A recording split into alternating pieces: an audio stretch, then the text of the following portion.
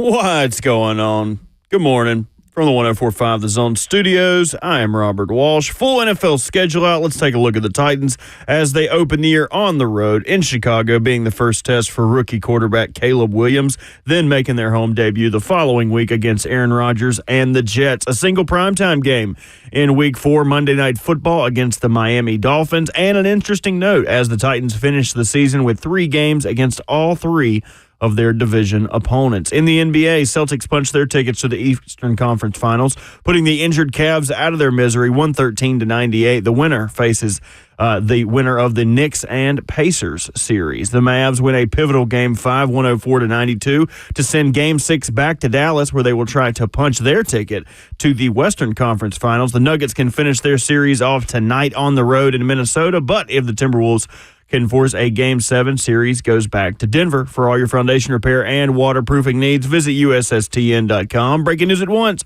on your home for the Titans and the Vols. This is 104.5 The Zone.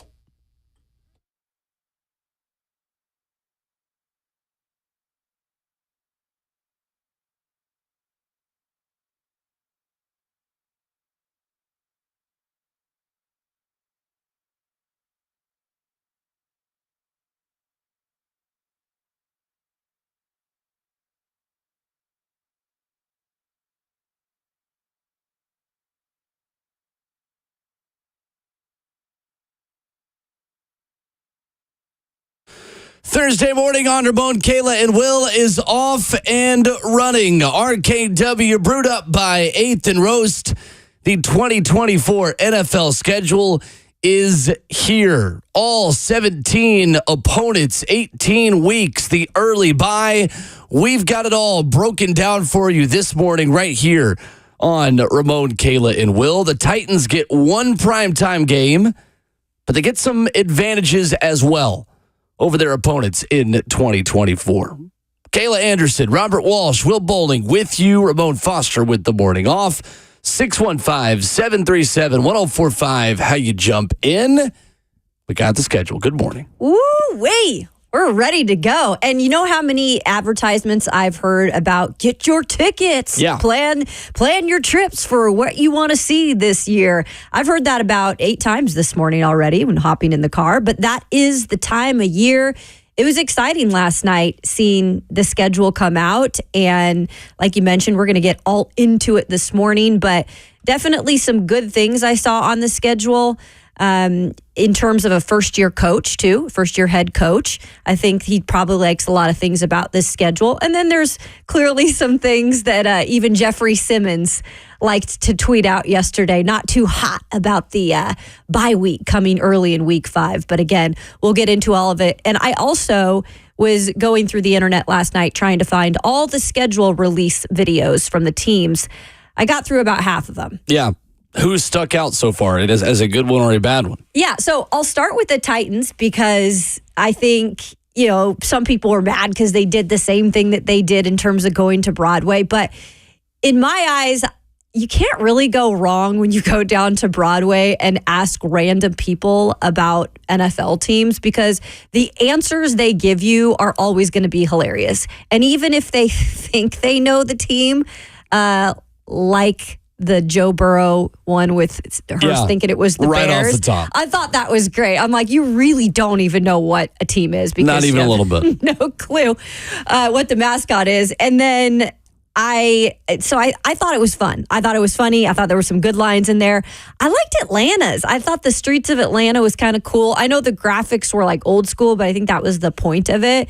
I got some good little entertaining value out of that. But then the Rams, while they had a hilarious part with Harrison Butker in there, the Chargers, they just did a little too much. I'm like, I couldn't keep up with every detail that they were going through. But yeah, so that was what I would say. It's kind of like, certain projects when you're in like middle school, you want to put in the right amount of effort, but you're almost just as bad in the court of public opinion if you put in too much effort.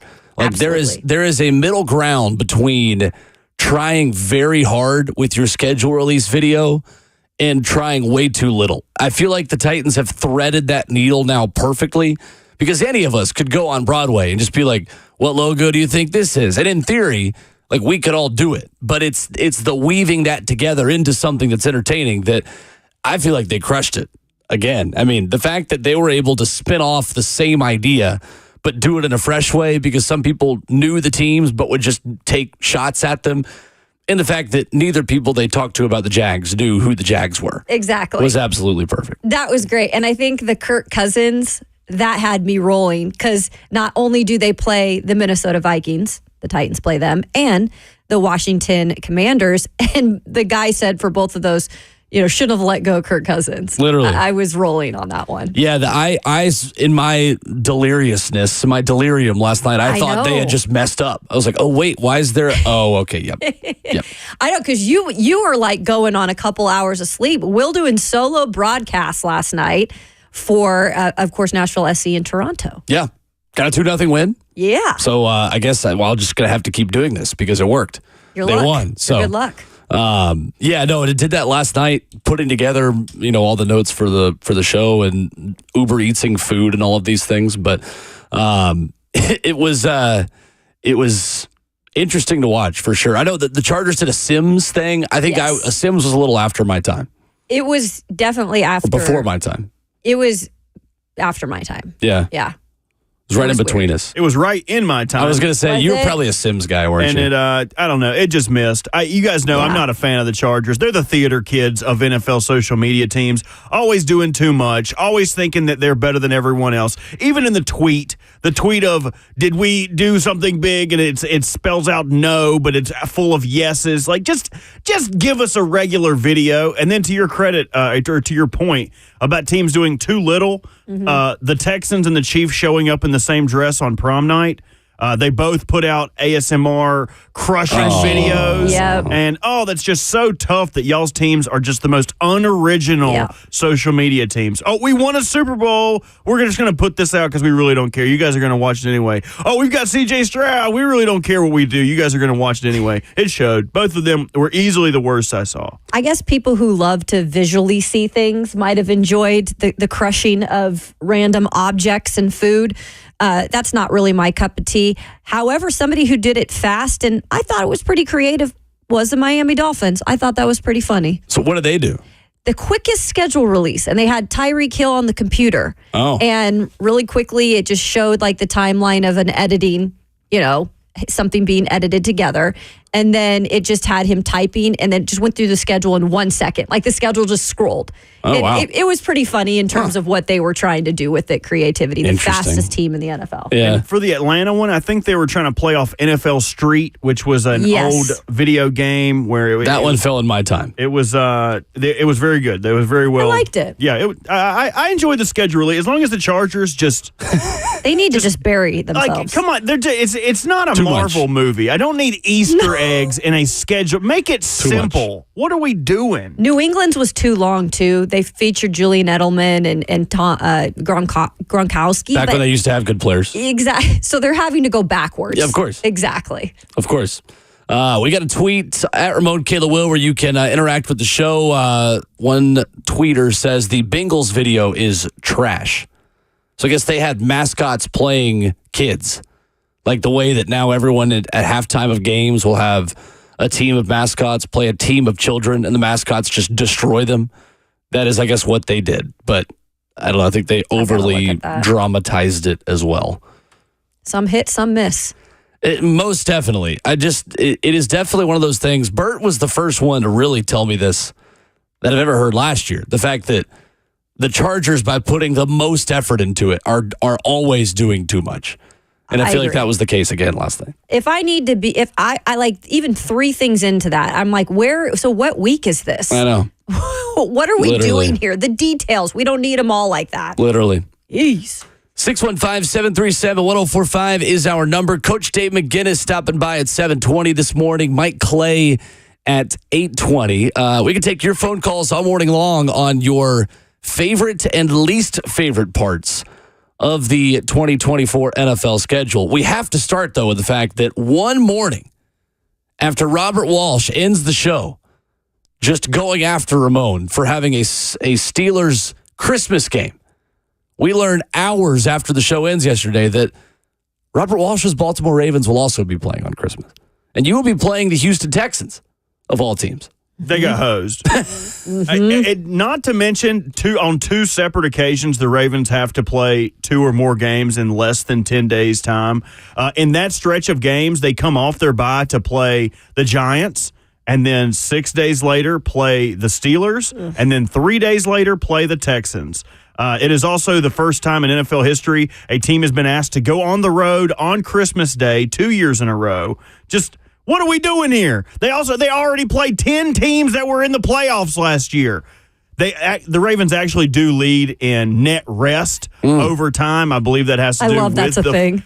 I've poured over everything. Cheyenne has a TikTok she was making last night of all of the random happenings of me being stressed about the schedule. Yes. She's going to super cut them together. Is she putting it out? Okay. No, I hope not. I hope that it's in her draft somewhere. I'm going to have to steal her phone and delete it so it never sees the light of day. That sounds like a girl who wants Lamar Jackson to get a ring for obvious reasons. She was like, "We can do it, baby. You have to beat the best." I was like, "Stop it. You sound like a Disney movie." I'm so rooting for her. It's never going to happen. It's never going to happen. Oh, my gosh. Man, I'm rooting for your Ravens this year to win the Super Bowl. Just for Cheyenne. Exactly. Just for Cheyenne. 6'11". Cheyenne. I can't wait for the open now of Ramon saying he loves Baltimore's defense to that now at the beginning of every hour of this show. Can't wait for it. Gosh. Oh, man. 615-737-1045. What do you like and what do you not like about the Titans 2024 schedule? We will give you our initial takeaways to lead off hour 1 coming up next.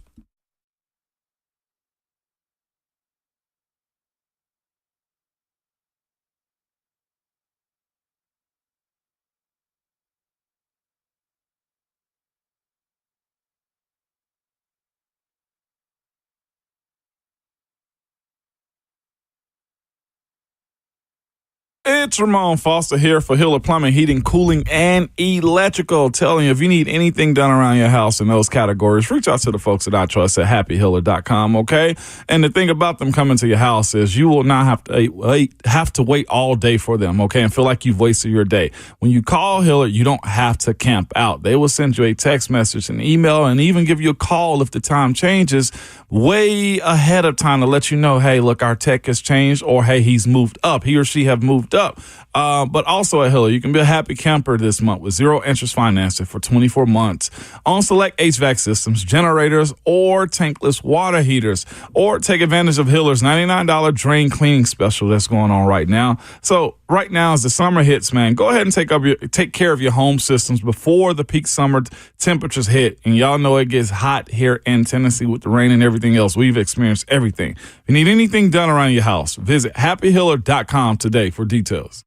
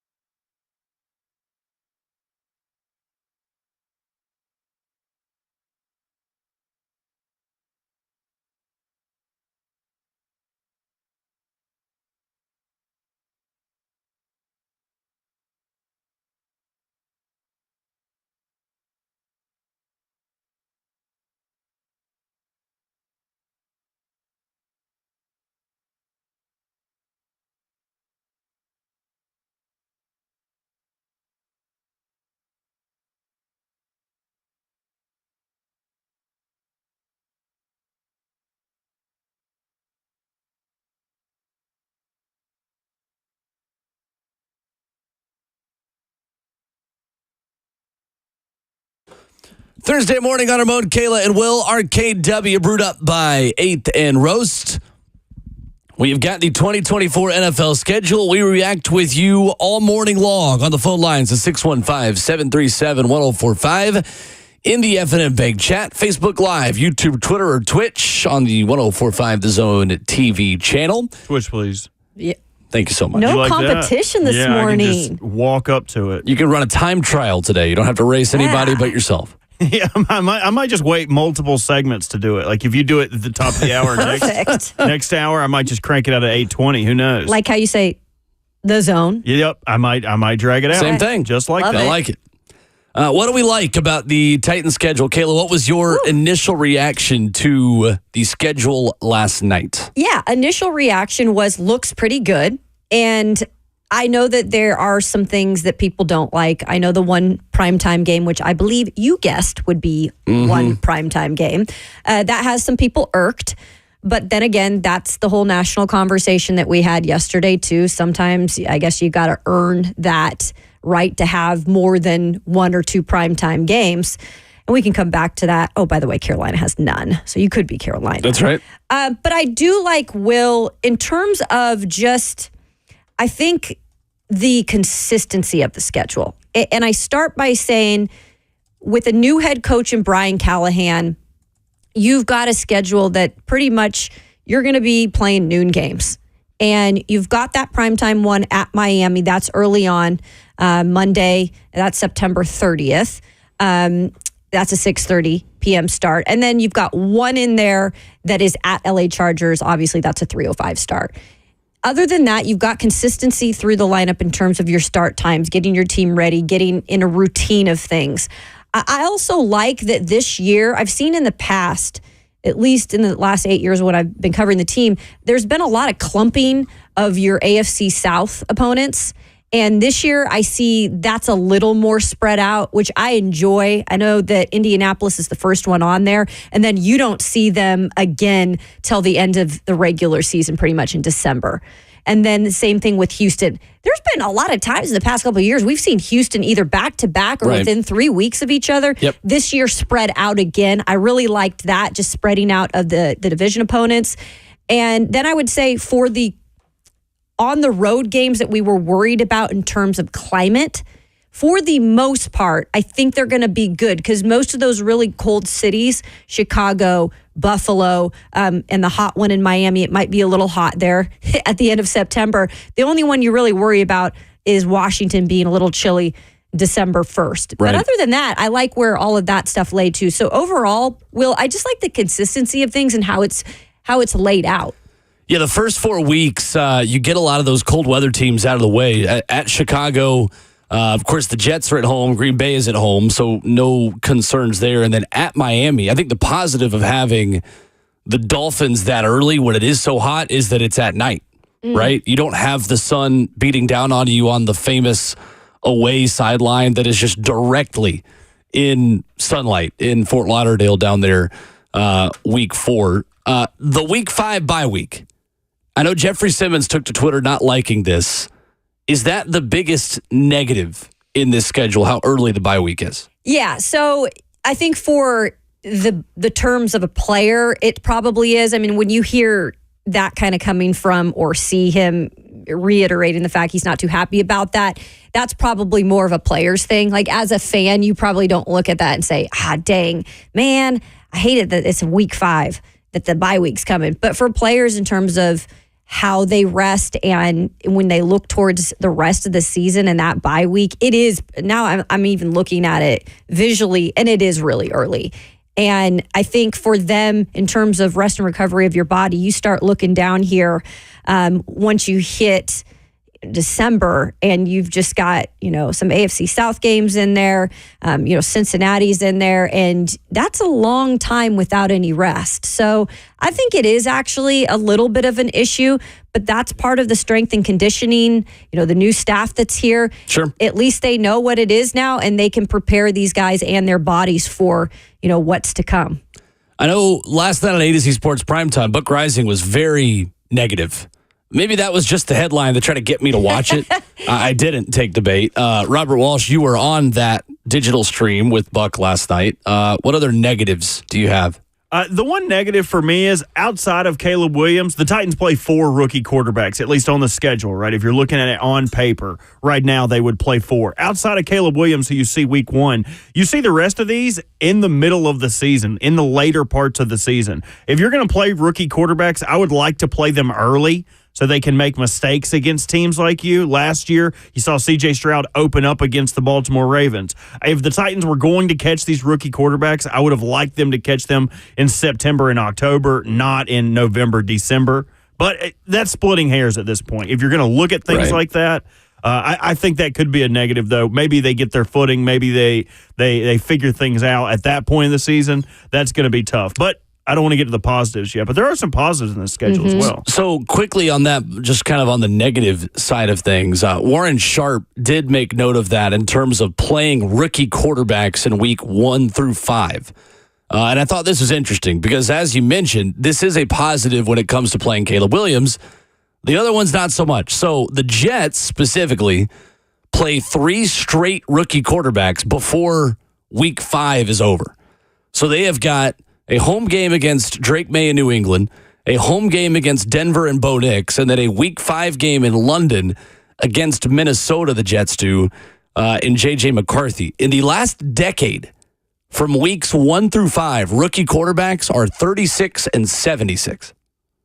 So the statistics bear that out, that if you get a rookie QB in the first third of the season, you have a much better chance of beating them at that point through weeks 1 through 5, really closer to between a third and a quarter, I guess, at that point, or whatever the math is. But you're 36 and 76 rookie quarterbacks in weeks 1 through 5. That's a great stat. Yeah, that really is. And it makes sense, right? I mean, you're getting a guy in here for the first time on that stage, and no matter how much they've trained or, they've gone up against each other in scrimmages or preseason games, whatever you want to say, when it comes to the real game, like it's going to be a learning experience for them. And I think we saw it also in this division last year with Anthony Richardson. Right. And then he clearly was not even healthy enough to finish the season.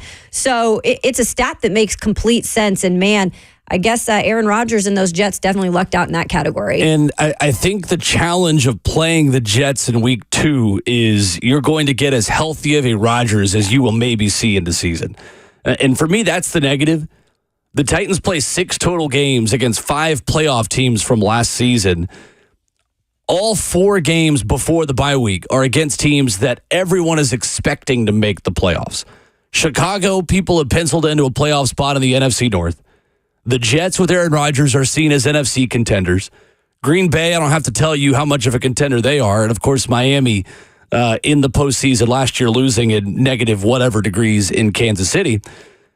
That, I think, is the challenge, because giving yourself a good start in those first 4 games going into the bye week is critical. And we spoke about that a lot last season with the week 7 bye, because the Titans, we said, I remember on this exact show last year, that the earliest the Titans could go to Will Levis is out of the bye week.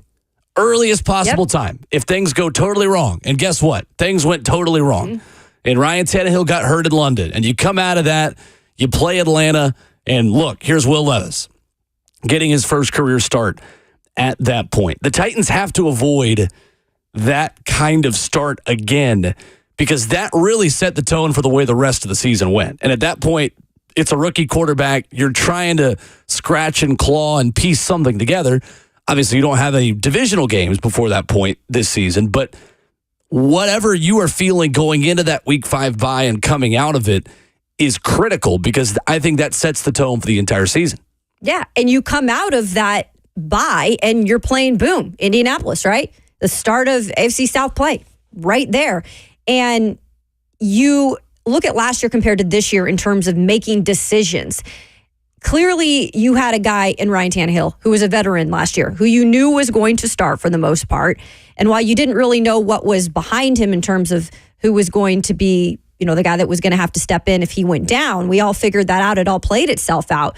But that was really, the storyline is, okay, is he going to be able to be upright? Because we kept continuously talking about the offensive line. Was this offensive line upgraded? Could we trust Andre Dillard?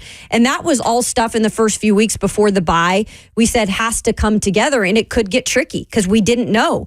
And if you look at it now, I think we all feel a little bit better in terms of what the offensive line could look like, what Will Levis might be, but we're kind of talking about the same things, right? We have to make sure that these first few weeks, at least you can get a couple games, you can win a couple games, because then you're right, Will, it puts you in a hole and you start to question, is this a quarterback that we want moving forward? Is this offensive line improved at all? I think we'll see better line play just because of the upgrade of the coach in terms of Bill Callahan. But it is still the kind of the same questions, which is weird. The stretches that concern you the most, this 3 out of 4 on the road stretch in late October to early November might define the Titans season on where they are going into a lot of divisional games. That will start November the 24th, where you have 5 of your 6 divisional games at Thanksgiving or later around that time. So the stretch between October 20th and November 10th, for me, you kind of look at, all right, are the Titans looking to add? Are they looking to sit pat? Are they looking to sell off stars around the trade deadline? October 20th in Buffalo is a total wild card game. At least you're not getting a primetime game against them this time around. At Detroit, October 27th, maybe one of the toughest games on the entire schedule. And then November 3rd at home to New England, and November 10th at the LA Chargers. 3 out of 4 of those games on the road before you get Minnesota back at home, at Houston, at Washington, some more winnable games down the stretch. You could put yourself in a hole, but I think the positive this year, Kayla, is the fact that you can make up a lot of games against divisional opponents because you finish with 5 games against divisional opponents in your last 7, starting November the 24th in Houston. And you have the opportunity to play Houston at home again to finish off the season. Yeah, you do, which I feel like that's now just something we can count on. We're going to play Houston that's right. At the end of the season, either here or on the road. And will they bring out, obviously, the Love You Blues? We'll see how that all plays out. But yeah, you're right, Will. And this is interesting because as much as you can say, okay, at Buffalo, at Detroit, difficult, right? But then come home, you're facing New England. You would think that's a winnable game, and then you're back on the road, Chargers, possibly a winnable game in Minnesota. And then you get into, at Houston, and we all know what the future looks to be for them because they have their quarterback in C.J. Stroud. But even when you're at Washington, and that's a team that is just, I think, going to have to prove a lot. They're going to have to get to a point with their rookie quarterback that they're playing their best football. But yeah, Jacksonville, totally doable. I feel like Indianapolis. So you have chances on the schedule if you even go through a little bit of a rut to get back in the mix. And I think that's, again, why I like this schedule, is as much as there's some tough matchups specifically on the road, there's chances for you to get your confidence back as a team. So here's what I like. The Titans do not play a single team coming off of a bye week in all of 2024. I will take this trade-off every time from having primetime games and the option of not having them and always having rest advantage, massive. So week 2, you play the Jets, who will be coming off of week 1 Monday Night Football. In week 6, you end your bye week with a game against Indianapolis. That game becomes critical at that point because you're at home and you have the extra rest against the Colts in week 6. You go to Buffalo in week 7. They will be coming off Monday Night Football the week before. You go to Houston in week 12. They will be coming off Monday Night Football the week before. And then the same way in week 15. There is one instance where the Titans are at a rest disadvantage, and that is when Houston in week 18 has one additional day of rest coming off of a Saturday game, which does not make a massive difference for me at that point. That is wild that the Titans do not have more than a one-day rest disadvantage the entire season. For that reason, I like the schedule. I do not care about the primetime games. For this team right now, the way they are rebuilding, I care more about having the rest advantage. I'm with you, Will. I like the fact that you get your primetime game, and honestly, it's kind of a fun one because it's a rematch of the craziness that happened last year. Too. Yeah, you did. You did mention that could possibly be a Monday night rematch. But I think it is great in a team that's hit the reset button, in a team that I think the best thing for them right now is just to be able to figure out who they are. And sometimes that's hard if you're looking at, we're on a primetime game and this and that. Sometimes not having the attention on you in these situations is maybe going to be a good thing. And then you flip it and it's to your advantage in the way, like you said, that all of these teams that you're playing, you're not having any that are coming off a bye week. So you're getting teams that are having to play those Monday night games or having to, have the limelight on them. Let them talk about those teams all they want this year and let the Titans just figure out what they're going to be. I think that's a really positive thing, Will. It's a good point that you make right there because I think, again, that's why Brian Callahan probably likes the schedule. It lets them just take care of themselves. And other than the week five bye week, you're not worried about too much in terms of the schedule. 615-737-1045. Go ahead, Bert. Also, looking at the schedule, I think there's a chance they could get primetime games at the 100%. end of the season. For sure. If they put themselves in the position and earn the respect of the people who make those decisions. But the one I'm looking at is Week 15. There's a double header on Monday Night Football. One of those games is the Falcons and the Raiders, which I think both of those teams could be awful. Both of those teams could be out of contention. If you have a Brian Callahan where the Bengals are, I believe the Bengals are coming here. So it would be a Bengals rematch with their old coach. You would be able to have a lot of fun Monday Night Football lead-ins. I don't believe there are any super compelling matchups that week outside of there's Chiefs-Browns, Miami-Texans, and that's about it. All the other teams are just standalone games. So if the Titans put themselves in a position, they could also get primetime games. Did you guys notice what ESPN did to the Titans again, though, with the Monday night game that they got? Doubleheader. It is another doubleheader. Of course it is. It is another doubleheader. Get ready to hear Chris Fowler once again. No disrespect, obviously, to Chris Fowler, but there is something in the ESPN contracts that Joe Buck just cannot call Titans games. It's just not going to happen. I wish we could ask him, like, Buck, do you just not like to call him? So does that count for a 0.5 of primetime games now? Honestly, it always works out this way. Like week one, it was Titans Broncos a few years ago. That was another one of the doubleheaders. You had Steve Levy doing that one. It always seems to go this way. Just go out there and win. You have Seahawks, Lions, and Titans, Dolphins. And I will just go ahead and tell you that 80% of the conversation you hear around national outlets that week will be about Detroit hosting a Monday night game. Of course it will be. You guys want to hear my tinfoil hat theory? Yes. What's that? I think week 2, the Titans could potentially face Ryan Tannehill. If Aaron Rodgers was to get hurt again, who would be the first guy they would call? Tyrod Taylor is their backup right now. Yeah. There a lot of former Titans assistants, coaches on that Jet staff. How crazy would it be for a Ryan Tannehill homecoming week 2? Dude, that would be crazy. Because remember all the talk even last year of like, he could finish off the year over there, like get him over there. They will face Kevin Byard to start the year. Start it off. That's right. He's excited about that. Let's go to Eric in Nashville, 615-737-1045. What's up, Eric? Hey, guys, you pretty much have hit on a lot of the things about my likes and dislikes of the schedule. Definitely the Chicago and Buffalo games early night, real cold. The Miami Monday night game at night because it's not during the heat of the day. I do I hate the bye early, guys. I wish it was kind of a couple weeks later, at least in the middle of the point of the season. I hate it when it's that early, guys. But one of the games, and you said a lot of the division games where you could probably make up in the division when you have that later division games. I actually kind of myself don't like that. I hated that fact that we end the season with 3 straight division games and 4 out of the last 5 in the division. I kind of wish it was, I guess, a little bit more spread out. But that's not a major complaint, but I just kind of don't like that. But overall, I am pleased with the schedule, guys. I would have liked to see one more primetime game, but it doesn't really bug me. The only thing, I guess, probably if there's one, I guess, small complaint, last year we had 2 road primetime games.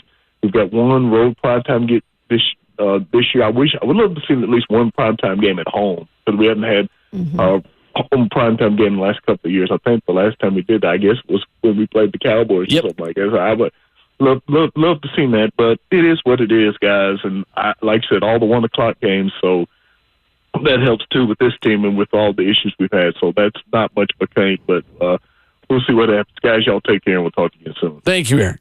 Thanks, Eric. Josh Dobbs, the starting quarterback for the last home primetime game for the Tennessee Titans. 615-737-1045 is our number. Coming up, we'll remind you of a rule change in the NFL that gave one quirk to the Titans schedule and what flex scheduling looks like now in 2024, what that means. We'll talk about it next.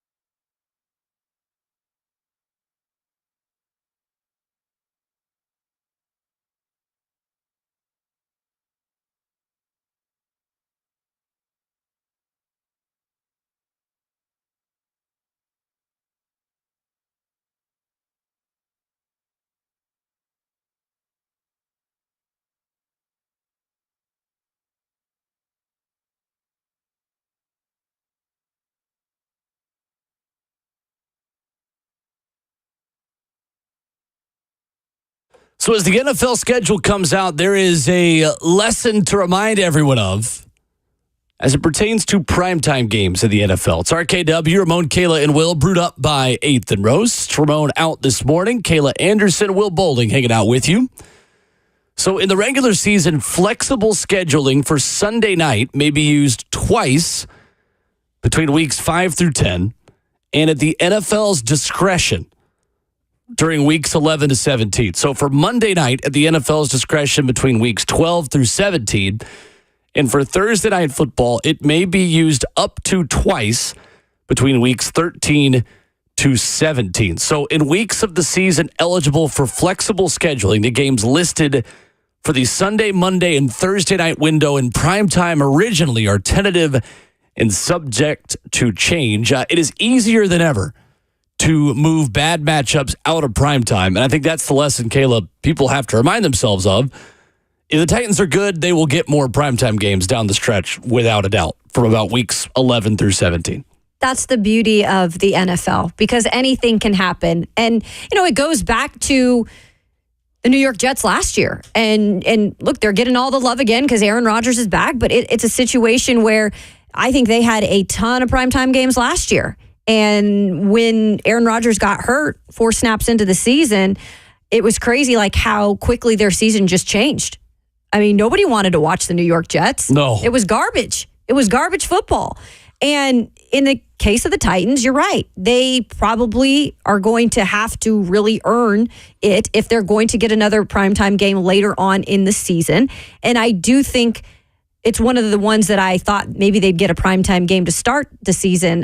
It's Cincinnati versus the Titans later on in the season, but that was something I kind of predicted would be maybe their second game in terms of a primetime game. Maybe they earned that one. I think it's a good storyline with the coaches. I think it's a good storyline because they've built a little bit of hate between these two teams. And so that's one I could see happening if they wanted to flex that. But yeah, in a way, I think it's a good thing that they're doing this now because they have a little bit of flexibility to flex out those really bad teams that we do not want to watch. Yep. And yes, that includes on Thursday night football. I would love to see better football being played. And I think last year we did see a little more football being played in terms of better matchups on Thursday night. And they set the precedent for that last year. Last year was the first year that they could have Monday Night Football flexing, and we saw that in Week 15 where the Chiefs and the Patriots, obviously the Chiefs last year on a very big viewer boom because of the Taylor Swift effect, they were willing to take the Chiefs out of primetime to put a better matchup, which was the Eagles-Seahawks. It had playoff implication. So they've set the precedent that even if there is a big brand in these games, they are willing to put the better game on TV. And that's what I like about this. It's not so much, let's just put the Cowboys on because we know they'll draw a big number. Let's put the Chiefs on because a lot of people watch it. Let's put the best game on. And I think that benefits the fans more than anything. So at the NFL's discretion, just taking Monday Night Football, for example, weeks 12 through 17, there is not a limit of how many times the NFL can make changes. So when you look at these options, Ravens-Chargers, if the Chargers stink, then that'll be one they're happy to take out right off the jump in week 12. Browns and Broncos, to me, is disgusting in week 13. Bengals and Cowboys. Then you get another one of the Monday night double headers, December the 16th in week 15. That the gap between college football conference championships and college football playoff games, which more on that coming up later because the NFL is certainly going to go toe-to-toe with important college games. The doubleheader there, Bears, Vikings, and Falcons, Raiders. And again, that is one where you could change both of those games if you really wanted to. Like if one of those two rookie quarterbacks stink between Caleb Williams and J.J. McCarthy, you could make a change. Or if the Falcons or Raiders, like Bert said earlier, stink, and Aiden O'Connell is still the starting quarterback, who's to say there? December 23rd, week 16, Saints, Packers, and then one that's 100% not going to get moved, Lions at Niners. Week 17, December 30th on Monday Night Football. So maybe 2 or 3 games there, specifically Browns, Broncos, where you could easily see shifts at that point. Because we don't even know what the Broncos will be with Bo Nix. Heck, we don't even know. I mean, we're assuming he's going to start the season, but I feel like that's going to be the biggest team to watch in terms of a rookie quarterback that even if you play them week 16, it might not be great, right? Right. And with the Browns, y'all know what I'm going to say about this. Of course. It doesn't matter how they start the season. They always end Browns going downhill. Yep.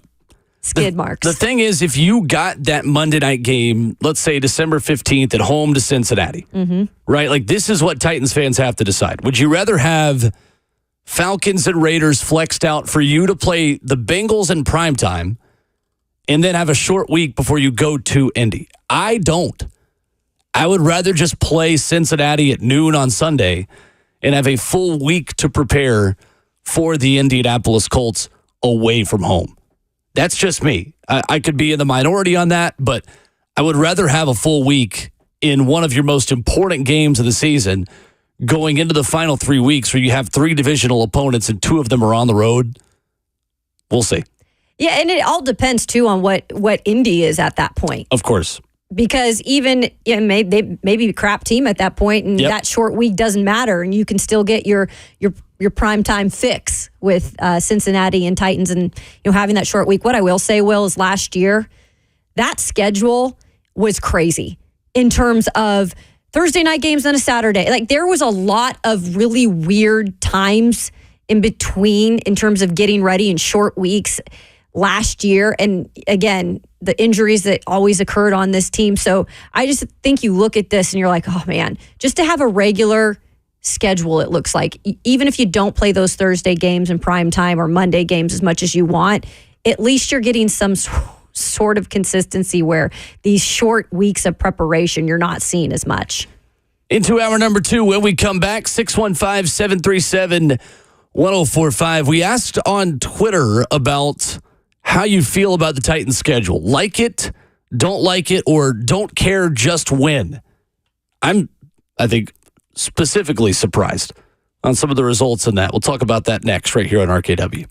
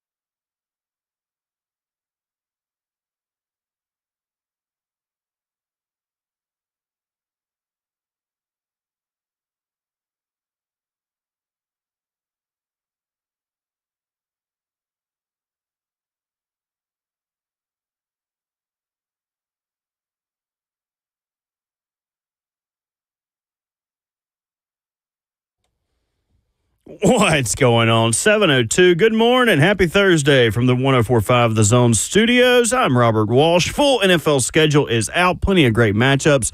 But let's take a look at how the Titans open the year on the road in Chicago after being the first test for rookie quarterback Caleb Williams, then making their home debut the following week against Aaron Rodgers and the Jets. A single primetime game in Week 4, Monday Night Football against the Miami Dolphins. And an interesting note, as the Titans finish their schedule with 3 games against all 3 of their division opponents. In the NBA, Celtics punched their ticket to the Eastern Conference Finals, putting the injured Cavs out of their misery 113-98. The winner faces the Knicks and Pacers, with the Mavs win a pivotal Game 5, 104-92, to send Game 6 back to Dallas, where they will try to punch their ticket to the Western Conference Finals. The Nuggets can finish off their series tonight on the road in Minnesota, but if the Timberwolves can force a Game 7, series heads back to Denver. For all your foundation repair and waterproofing needs, visit USSTN.com. Breaking news at once on your home for the Titans and the Vols. This is 104.5 The Zone.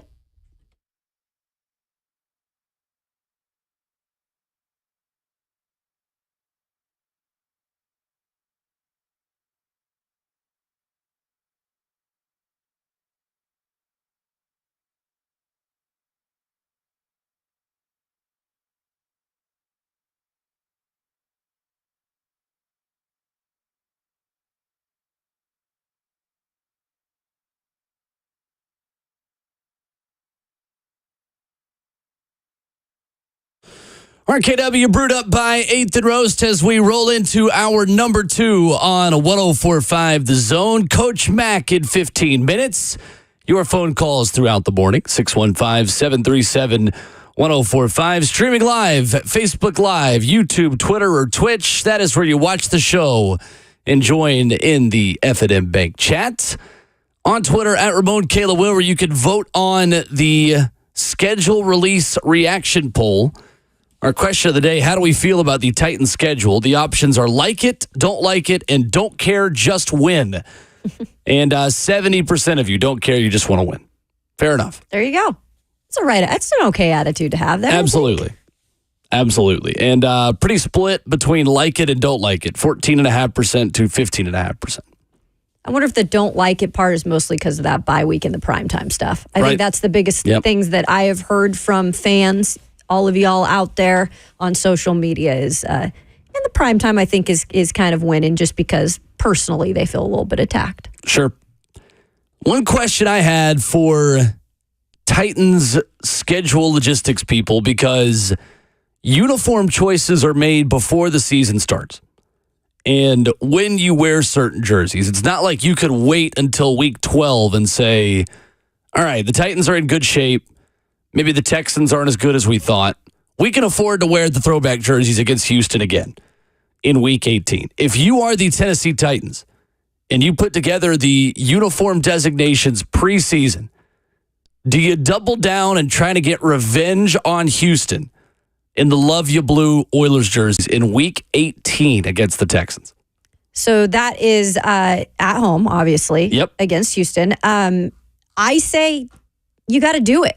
And the reason why I say that is Amy Adams-Strunk, as we have all known, she is about business and she stands on business. And when she felt like change needed to happen, regardless of what any of us wanted to say this past year, she made change. She made change the past 2 years with a general manager gone and head coach gone. And, you know, she's part of the decision of wearing the Love You Blues last year. And when it comes down to it, those are beautiful uniforms that look so good. And if anything, people tune in to be like, oh, those actually look really good. I mean, the amount of people that just chimed in of how good those uniforms looked last year, whether or not they liked the Titans or not. And I feel like at this point, you lost to Houston. You wore a little bit of an egg on your face, but she's going to stand on business. They're going to wear them again. And you should. They're yours. I am on the other side. I think the stakes are too high. Really? At that point. Week 18, I don't want to make Houston any more angry. If Case Keenum comes in here and beats you wearing Oilers jerseys, I feel like you got to at least take a year off from wearing the Oilers jerseys against Houston. I am looking at New England at home, November the 3rd. Have them wear the Pat the Patriot throwbacks from the road perspective, get both teams to do the throwback thing. You have an aesthetically pleasing football game with no animosity, with no added stakes, added hatred. At least take a year off. 2025, all right, sure, I'm back in, right? Will Levis, year 3. Perhaps Rand has cooked up some more in the offseason. I need another year before I see them against Houston. I feel like the Titans need to self-impose a 1-year ban on trying to rub the Texans' face in it. Yeah, and I get where people would probably be on the side of that too, because it did not end up working out for them in any capacity last year.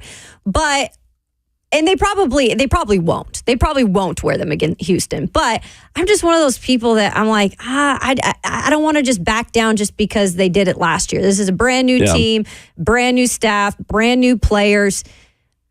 And I do like rubbing it in their faces a little, especially because I do too. It just irks J.J. Watt, and he comes out, and he's saying all this stuff. If we earned him back, it's not my saying. That's just the way it goes.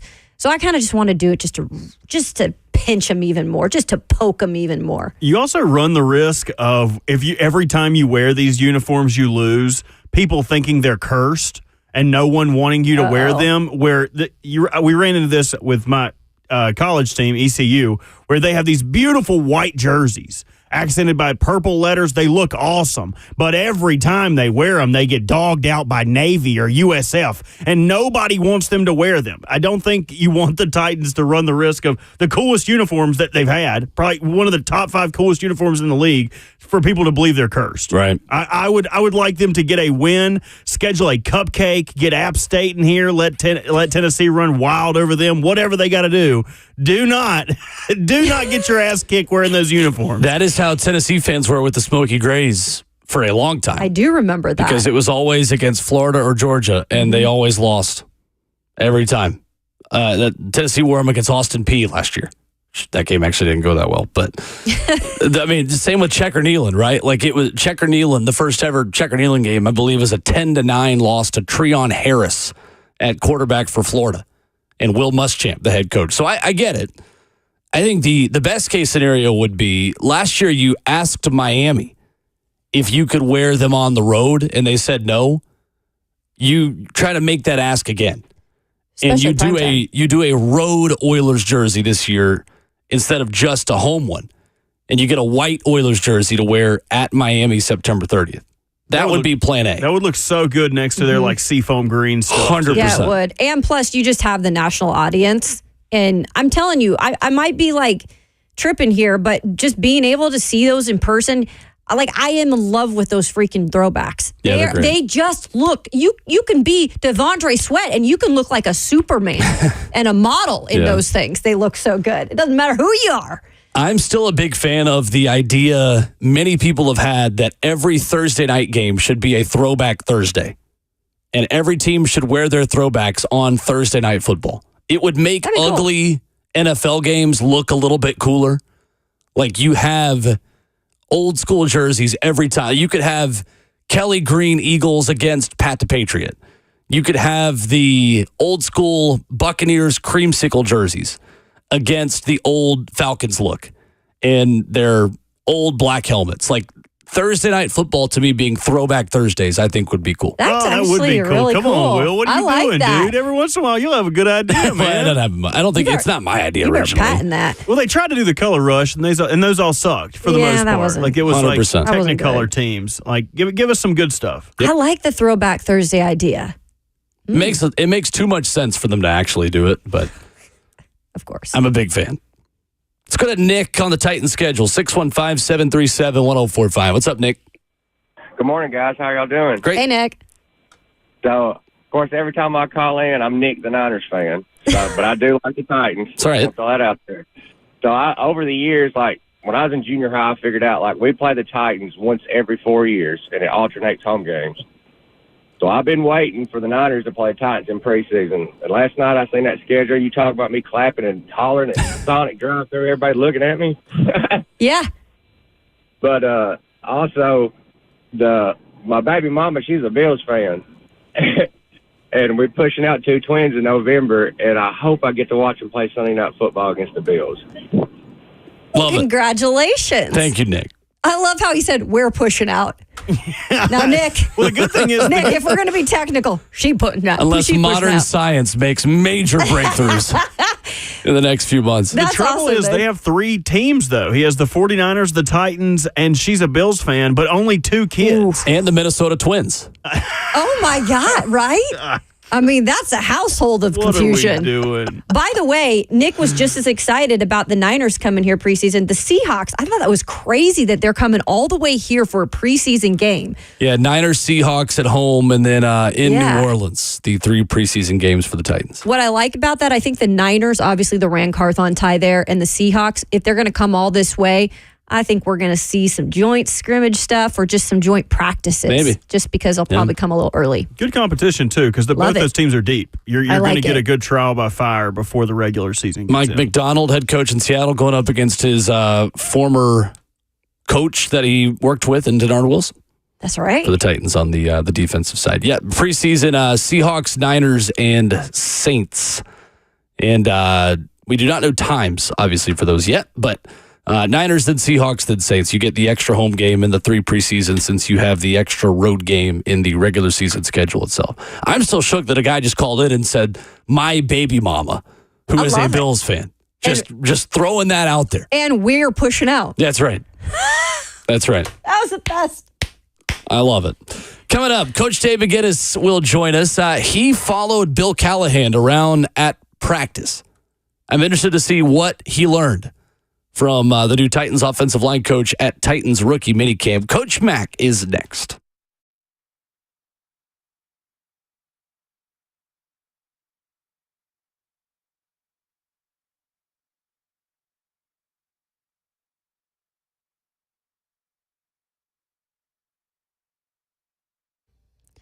I'm going to talk about this. It's the absolute worst time of the year to be dealing with that joint pain.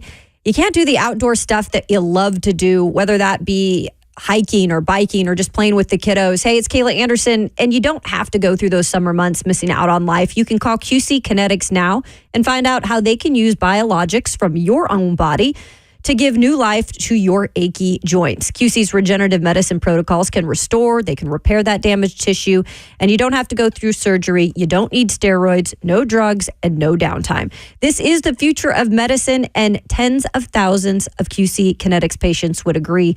They are living their best life simply because they just made the call. QC medical professionals are under the direction of Dr. Mitchell Shinecup, and he's got a great background. He was an orthopedic surgeon, decided he wanted to do a little bit more to help people, so he became a true pioneer in regenerative medicine. He knew there had to be a better way, and boom, here we are now. You can get your free consultation going just by calling 615-249-4024. That's QC Kinetics at 615-249-4024.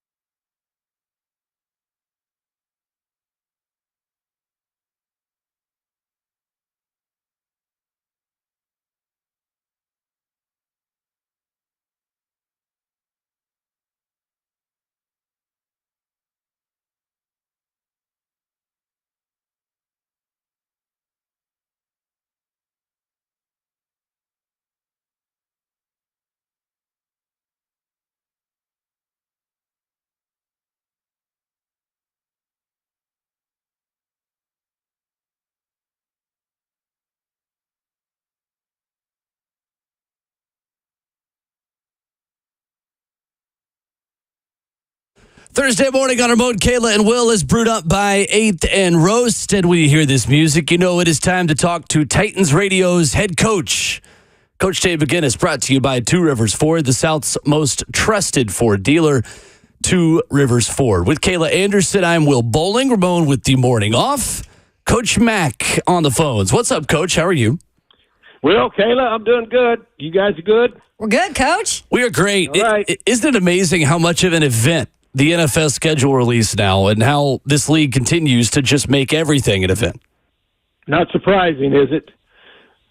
Not at all. The National Football League knows how to capture the world, and so absolutely, and it's a big deal, and you know, teams have gotten into it, you know, making all of their videos and doing all of that stuff. But you know, at the end of the day, you know, when you look at it, you know, as a coaching staff or as a head coach, when you look at it, I mean, the schedule is the schedule, and so you're going to have to play it. But you look and try to find some of the intricacies that might affect you. You don't know. I mean, you don't know how your team's going to be health-wise, those types of things. But looking at it, I mean, you know, there's several things that you look at and try to find out. And, you know, but you're going to have to play it. One year when I was the head coach of the Cardinals, we had our open date the first week of the season. How was that? Pretty good. Jeez. So anyway, you have no control over it. You have no control over it, is what I'm saying. But you there are things that you look at as soon as it comes out. You absolutely anticipate it. So, Coach Mack, the fact that the Titans have a rest advantage over 5 teams and only have a one-day rest disadvantage once this year. They play the Jets, Colts, Bills, Texans, and Bengals with a rest advantage. 4 of those teams will have just played Monday Night Football. How big of an impact does that make for teams? Well, it depends on the health of the team. You know, it depends on the health of the opponent. If they're on a shorter week, then it depends on the health of your team. But I think for this football team right now, where they are in the reset year that they're going through, it's advantageous to be on a pretty regular schedule. And I think that's a big plus. And plus, you know, there's 13 teams that have 4-day turnarounds in this schedule. The Titans are not one of them. That 4-day turnaround stuff is brutal. You know, and so you look at that. I mean, that's an advantage. That's an advantage too. But all of the advantage comes with the health of where your football team is. The thing about it is, guys, when these schedules come out, then coaches start to put a template down as far as to how they are going to be able to get their teams ready for this. And I'm talking about, you know, the scheduled rest and all those things that have to come into being. And of course, you always have to be able to be malleable and be able to pivot depending on the health of your football team. But just as the base look at it, the more regular schedule you can stay on, the better it is for you, especially when you put a new team together. Coach Mack joining us this morning on RKW. What I also liked about it, and curious is to get your opinion, just in terms of some of the cold weather cities that they do have to travel to, it looks like most of those are early, and sometimes that does make a difference. Well, it makes a difference, especially for Brent Akers and his ops crew, because the weather is something that, you know, it affects you especially when you're traveling. I think the Titans are going to travel like 13,000 air miles this year, which is, you know, towards the bottom of the league. I mean, some teams are traveling. The top of the league is 26,000 miles. That makes a difference too. But you talk about the weather. The biggest thing the weather comes in, Kayla, is with your travel. Okay, especially if you are traveling to somewhere during the time of the year that may have weather that may affect you. And it not only affects you where you're flying into, it may affect you as to being able to take off and leave just because everything else is jammed up. That's a huge part of it. And I know, just, you know, as a former head coach, I always, you know, would get with my ops crew and look at those types of things, trying to be able to plan ahead. And so that's where the advantage is. Both teams have to play in the elements, but the travel part of it, especially if you are the team traveling, that makes a difference. I did want to ask you about a couple of the preseason games. I see that the Seahawks are coming all the way from Seattle and the Niners all the way here for preseason games. Coach, do we think then maybe that means they'll do some joint practices earlier if they come a little bit earlier and stay? I was just interested to see why those teams from way over here are coming here. Possibly, you know, it possibly could be, but you know, at the same time, when you're putting your preseason schedule together, a lot of the times teams that are within your area have already made their plans as far as I'm talking about geographically. So it could possibly be, though, it is advantageous if you are traveling from coast to coast, if you can come in and get some workouts, prior to coming in. It saves you a little bit. So there's a possibility, I would think, of that, Caleb. And good competition, too, with those two teams, if that were to be the case. Especially now with 3 preseason games, you're going to see joint practices are going to be more and more common. And even more than one joint practice are going to become more and more common. And if they do finally expand to 18 regular season games, which we all know is coming sometime in the future, well, then that's going to be something people will do even more. Anytime that you're practicing against somebody, whether you're going there or whether they are coming to your place, it's advantageous to developing a team. Coach Mack with us, presented by Two Rivers Ford, the South's most trusted Ford dealer. Mack, at the rookie minicamp practice field, I know you were able to follow Bill Callahan around a little bit. I know you're mic'd up for some of this. What did you notice about the way Bill Callahan is working with these rookies and what stood out there on the practice field? Well, first of all, I just go watch him every day. And then Saturday, Ashley Farrell and the Titans came to me and said, could we, Mike, you and J.C. Latham up and just have your observations because you've been with them been with Bill for just the whole time.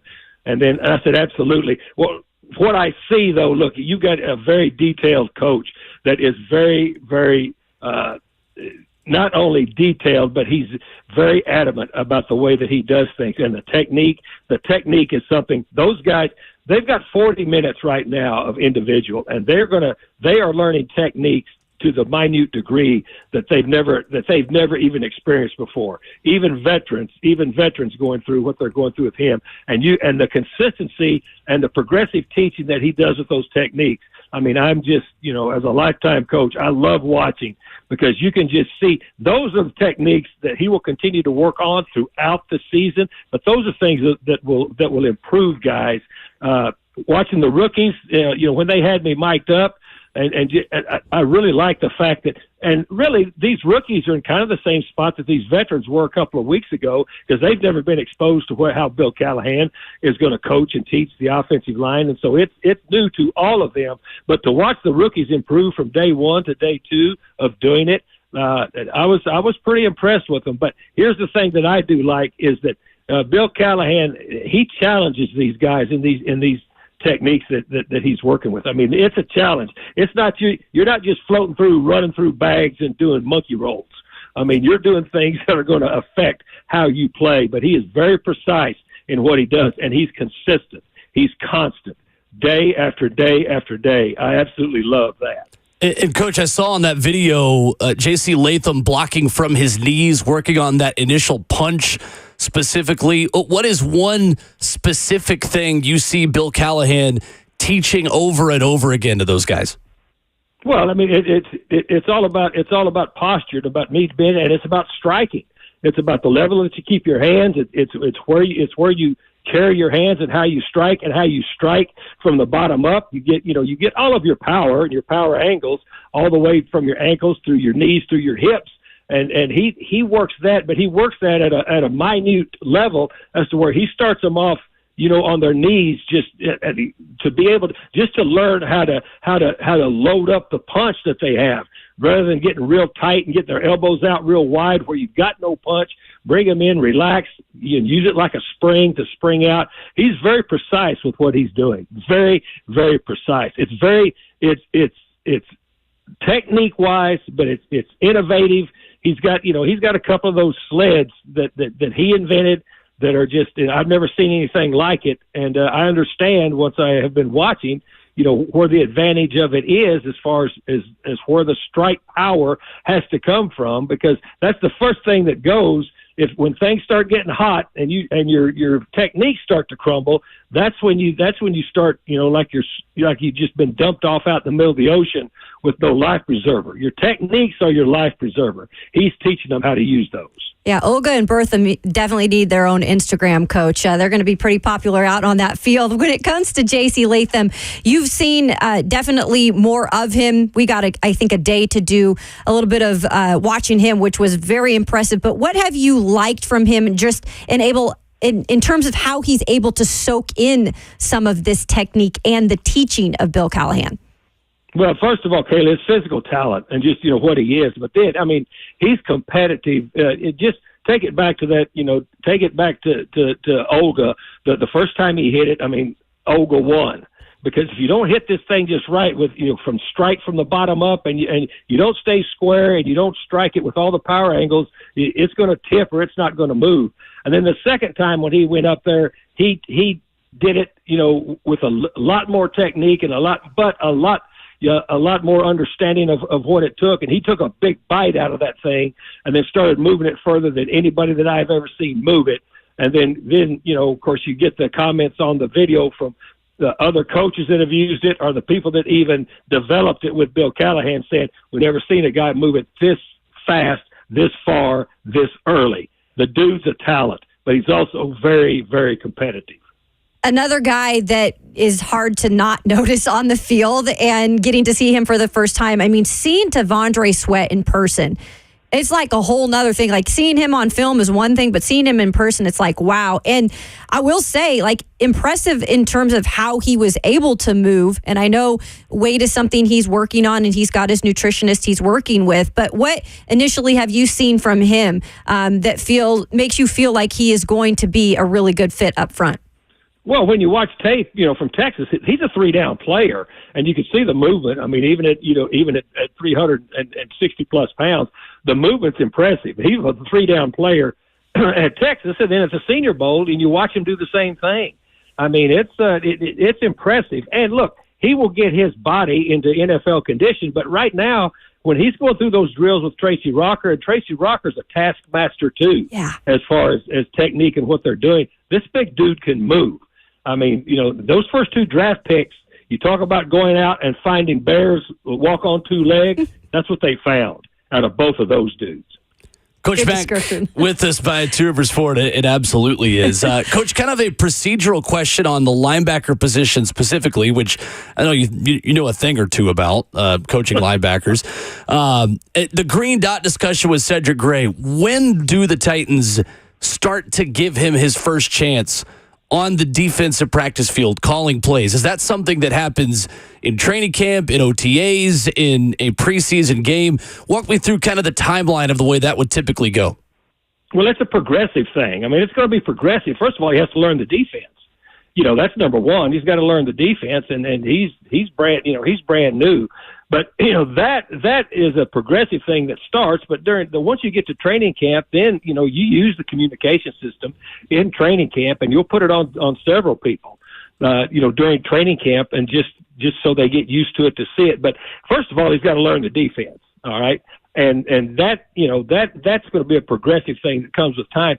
But really, guys, the green dot thing, it's much easier than it used to be when we used to have to hand signal everything in there. And then they had to remember the hand signals and interpret it. It's just as simple as, I'm calling it into you, Will, and I say over slide cover 3, and you turn around and you say over slide cover 3, ready, break. That's how hard that is. Now, being able to look and see and get your eyes trained as to what you're looking at, those types of things, that's what he has to learn. But being able to hear and repeat the call, that's not hard. Yeah, I'm not a very smart person. I could repeat that easily. This guy went to North Carolina, Coach Mack. He'll be fine. There we go. It is amazing, though, when he spoke, and, obviously J.C. Latham spoke the other week, the leadership of these young men at such a young age coming in as rookies, to me, that really stood out. Is these guys actually, I'm not saying they're going to come in and be captains, but you do see that coming from them as rookies.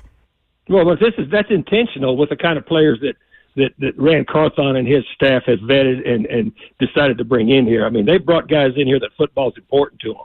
And they brought, guys in here that have got, football intelligence, and guys that that want to do it. I mean, that's important. You know, these guys aren't going to be leaders. Here's what they need to be.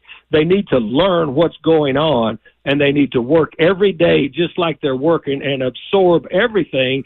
And then the quickest way that they gain respect in the locker room is knowing what they're doing, and prove that they are workers both in and outside the building so that they can earn the veterans' trust and that they gain each other's trust. That's when you start to be able to say, you know what, these are some legitimate dudes. The leadership comes, but the leadership comes more with performance rather than just talking about it. Coach Dave McGinnis, our guest every Thursday morning at 7:20 here on RKW, brought to you as always by Two Rivers Ford. Coach Mack, looking forward to breaking down some OTA workouts with you next week. It'll be here quickly. Thank you as always. Yeah, you know what? I'm going to miss the first 2 days of OTAs because I'm involved with the league office with the meetings that are going to be here. I'm on panels that are going to be, for 3 days. So I'm going to have to watch the tape of workouts. I really wish you knew a couple people in this league, Coach Mack. I know. Over your reunion. I'll see you guys. I know you guys. That's what's important. We know you. We love you, Coach. See you. All right. This is Coach Mack this morning. He will not be a popular man at all when the Titans go to Chicago week 1. Not at all. He'll be just in the streets saying hi to people. Ramon keeps, he keeps telling us that story of he had to stop him from running out there because he knows everybody. It's funny, whenever I'm out there getting videos, everybody spots Coach Mack. It's like, where's Waldo but Coach Mack? That's right. And they can spot him right away because of that fabulous hair. You're not looking for stripes. You're looking for silver. Yes. 615-737-1045. Coming up, ESPN.com making some major claims about the season. Now that we have the schedule, are they true or untrue? We'll dive into some of these next.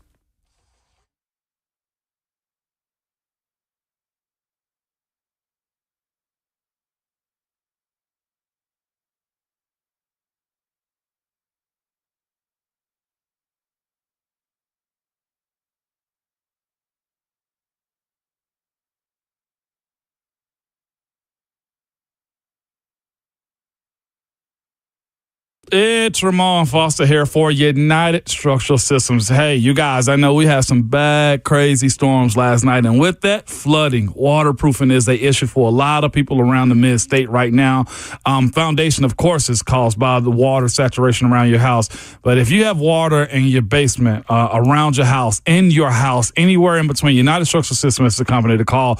Again, today is one of those days where you have to have a hard reset, and they are the company that you need.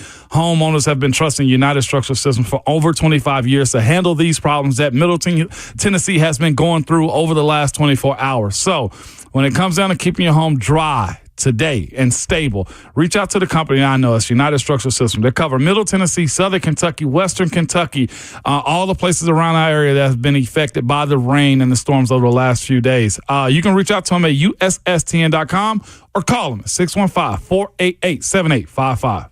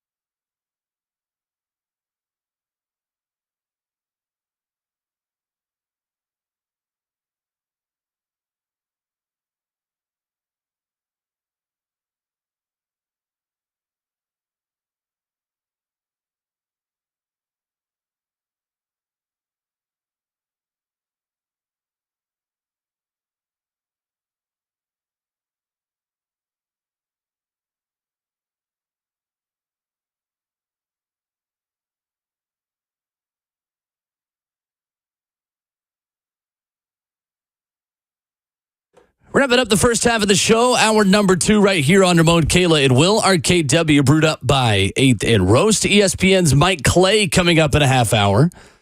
Has some very clear thoughts on a couple of Titans offensive targets. His win projection for the Titans, not super high. We'll get to that coming up at 8:20 this morning. 615-737-1045 if you want to jump in. So ESPN.com, guys, has overreactions or underreactions to the 2024 schedule release. These are always funny to me because we've known these opponents for months.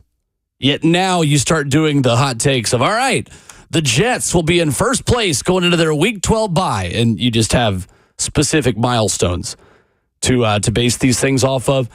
But let's start there. The first claim from ESPN.com. Will the Jets be in first place by their Week 12 bye? Only 3 of their next 10 games after Monday Night Football against the Niners come against teams that make the playoffs last season. Are you in or out now that you've got the schedule on the Jets? This would be an in for me if Aaron Rodgers is obviously going to be able to stay healthy. Sure. And I think that's what I'll stick with for right now is while I think there could be a possibility at some point he gets injured, I think by week 12 he's still intact. So I'll say this is a yes for me. Okay. So the games against playoff teams, while there are only 3 of them, are difficult. The Bills at home on Monday Night Football in week 6. The Steelers in week 7. That one not crazy. And the Texans in week 9 at that point, as the Texans would be, again, at home in MetLife. So at least you have 2 of those 3 games at home from the Jets' perspective. I just think the Dolphins might have a little bit easier of a stretch to begin the season. They've got the Patriots, they've got the Raiders, they've got the Cardinals, the Colts. In fact, the Dolphins get both games against the Patriots out of the way by week 12. At that point, warm weather, Tua Tagovailoa is a good quarterback. He is. Before he gets to cold weather, I think they will have their classic, the Dolphins are a contender before they then limp down the stretch as they always do. They've proven more so to be the team that could do that because we just don't know what this Jets team is yet with Aaron Rodgers. Sure. And look, we always give them props in terms of their additions and their defense as of late. But until it actually happens, it is hard to say, okay, they could be in first place. But I'll go with it because if Aaron Rodgers can stay healthy, I do think they have enough now. One of the juicier matchups in the NFL all season is Week 18 when, and this is going to take some getting used to, Saquon Barkley and the Eagles visit the New York Giants. And Saquon Barkley visits its old team. So ESPN.com has this claim as Saquon Barkley will lead the Eagles to the playoffs by running all over his old team in Week 18. True or not? So I think the headline's funny because do I feel like the Eagles can, punch their ticket to the playoffs? Sure, absolutely. I think they also are kind of mad with what happened last year and they've been able to make some additions. But the headline of Saquon Barkley will lead them by stomping all over. Look, it's Week 18 at that point. Let's see how Saquon's holding up. I think he will get a little fresh restart here in Philadelphia this year, but that's not going to say that in this particular moment at the end of the season, he's just going to be racking up the yards and he's going to be completely healthy. So I'm going to say nah on that. Yeah, I think, honestly, it's already wrapped up by that point. Yeah, I do too. That the Giants are put away. I think it'll be interesting to see who the quarterback of the Giants is at that point. Does Drew Lock take over by that point for Daniel Jones? I will take the field versus Daniel Jones. Me too. As being the quarterback of the New York Football Giants by Week 18. Third claim is a weird one because this is bold. Atlanta coasts through its easy schedule and wins the NFC. I don't see any scenario of that. The entire NFC. I was like, are they on the number something? number one seed at this point. Did they leave out the word South? Exactly. No, they did not. I was searching for that actually in the notes. Am I seeing NFC South anywhere? Because in that situation, I could see them winning the NFC South. Yep. Maybe they're trying to. They've played their own little schedule release video game too much here in this situation, but. No, I don't see any scenario of this. This is a situation where the Atlanta Falcons have a lot to prove. I get that they have Kirk Cousins, and I do think that is an upgrade if he is able to come off of this Achilles injury and be the guy. There's also a lot of stuff going on behind the scenes there, and for the Atlanta Falcons, they just never seem to be able to get things together. They could be headed in the right direction with the reset there, but I don't think it's happening anytime soon. So no.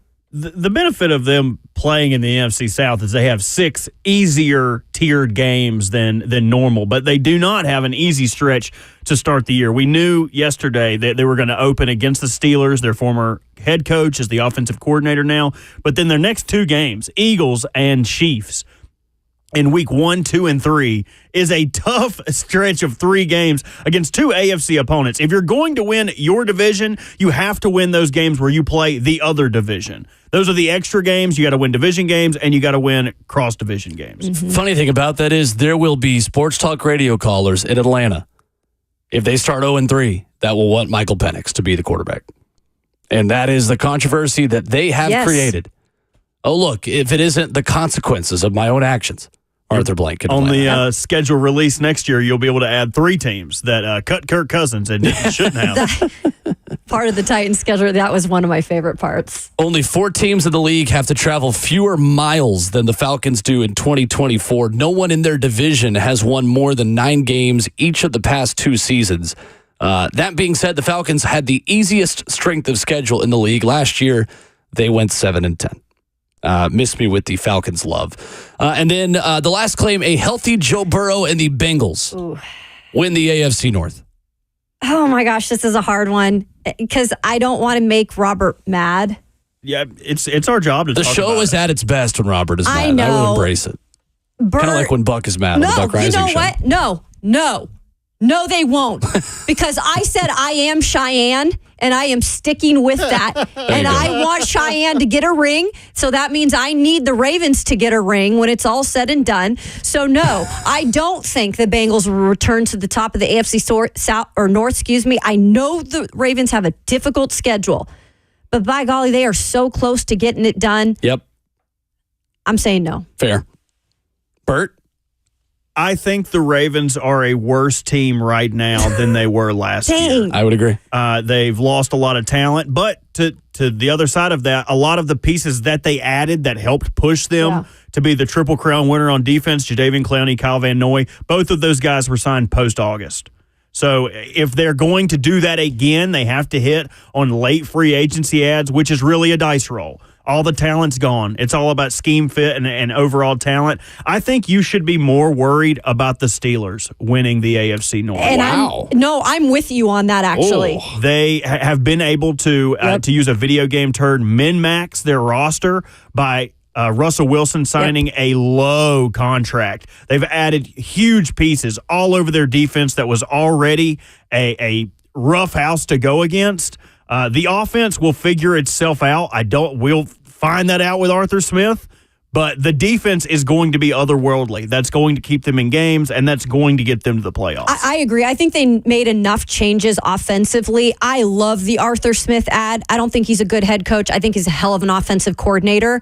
I like Russell Wilson as much as I hate him. I think he's going to be able to do some good things here. I make fun of him all the time. I get it, but I do think he's going to be able to elevate this offense. The dude shaved his head, by the way. I don't know what that means. Is that bad, Russell? I mean, maybe he's going for another type of look instead of the good Russell. I also wanted to say the Bengals, if Burrow stays healthy, they've also had a lot of changes within the staff, including their offensive coordinator who's now here. I think the Ravens miss Mike McDonald. I think the Steelers have enough uncertainty at quarterback. The Browns will be Cleveland. I do think the Bengals win the North. Their schedule is very easy. Playing last place teams in the AFC matters. They play the Titans, Chargers, and Pats, whereas the Ravens get to play the Bills, Texans, and Chiefs. And Cincinnati also plays Washington and Carolina. Yep. on their schedule, too. I think the schedule, I don't think they're better. Right. Marginally than the Ravens. I think the Ravens are the better football team. I think the Bengals win the AFC North. 615-737-1045. There was a schedule release video last night that has me genuinely believing that a human being in the NFL is a robot. And we'll play that for you next.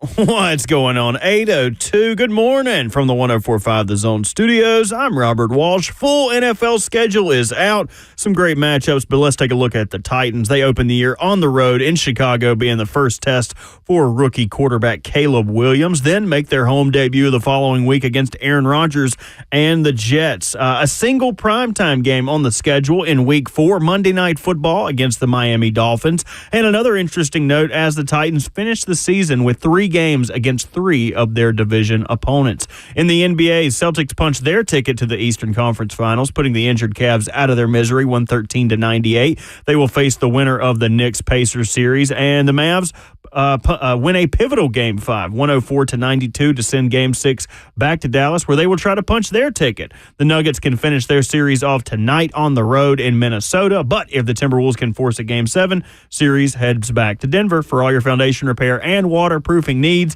visit USSTN.com. Breaking news at once on your home for the Titans and the Vols. This 104.5 The Zone.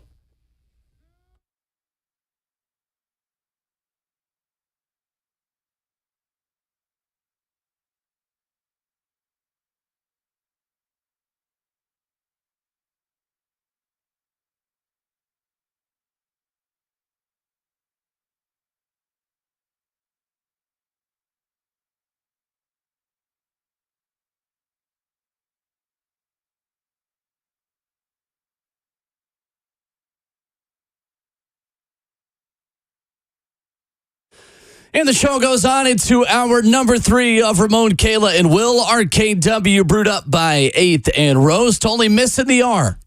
Ramon Foster out this morning. Kayla Anderson, Will Bowling with you. Robert Walsh making the show happen. I'm the R now. Your thoughts on the Titans schedule at 615-737-1045. Robert, Kayla, and Will. Yeah, we don't call him Robert. Well, I do to sometimes. Really would be more like BKW. Oh, now you got me hungry for Burger King. Bert, Kayla, and Will. What was that? Remember that song? Oh, how could I forget? Yeah, Oh, it's my still God. around. It's Robert, Robert, Robert, Robert, Robert, Robert, Robert, Robert, Robert, Robert, Robert, Robert, Robert. At BK. Hey, W today. All right, that's enough. Tighten up. Don't give me more things to do. Oh, gosh. I would hate me, too. And I'm sure that's coming soon in the F&M Big Chat, where you can join the show. Facebook Live, YouTube, Twitter, or Twitch. This is the delirious me you get after a Nashville SC game in the midweek last night. So. I kind of like it. You remember when you would have like sleepovers at your buddy's house and like it would get and to be, girls' house. Sure, girls' sure. House. Well, buddies can be girls or boys. Well, I just guess wasn't that's allowed to true. spend the night at girls' house when I was a kid. You weren't?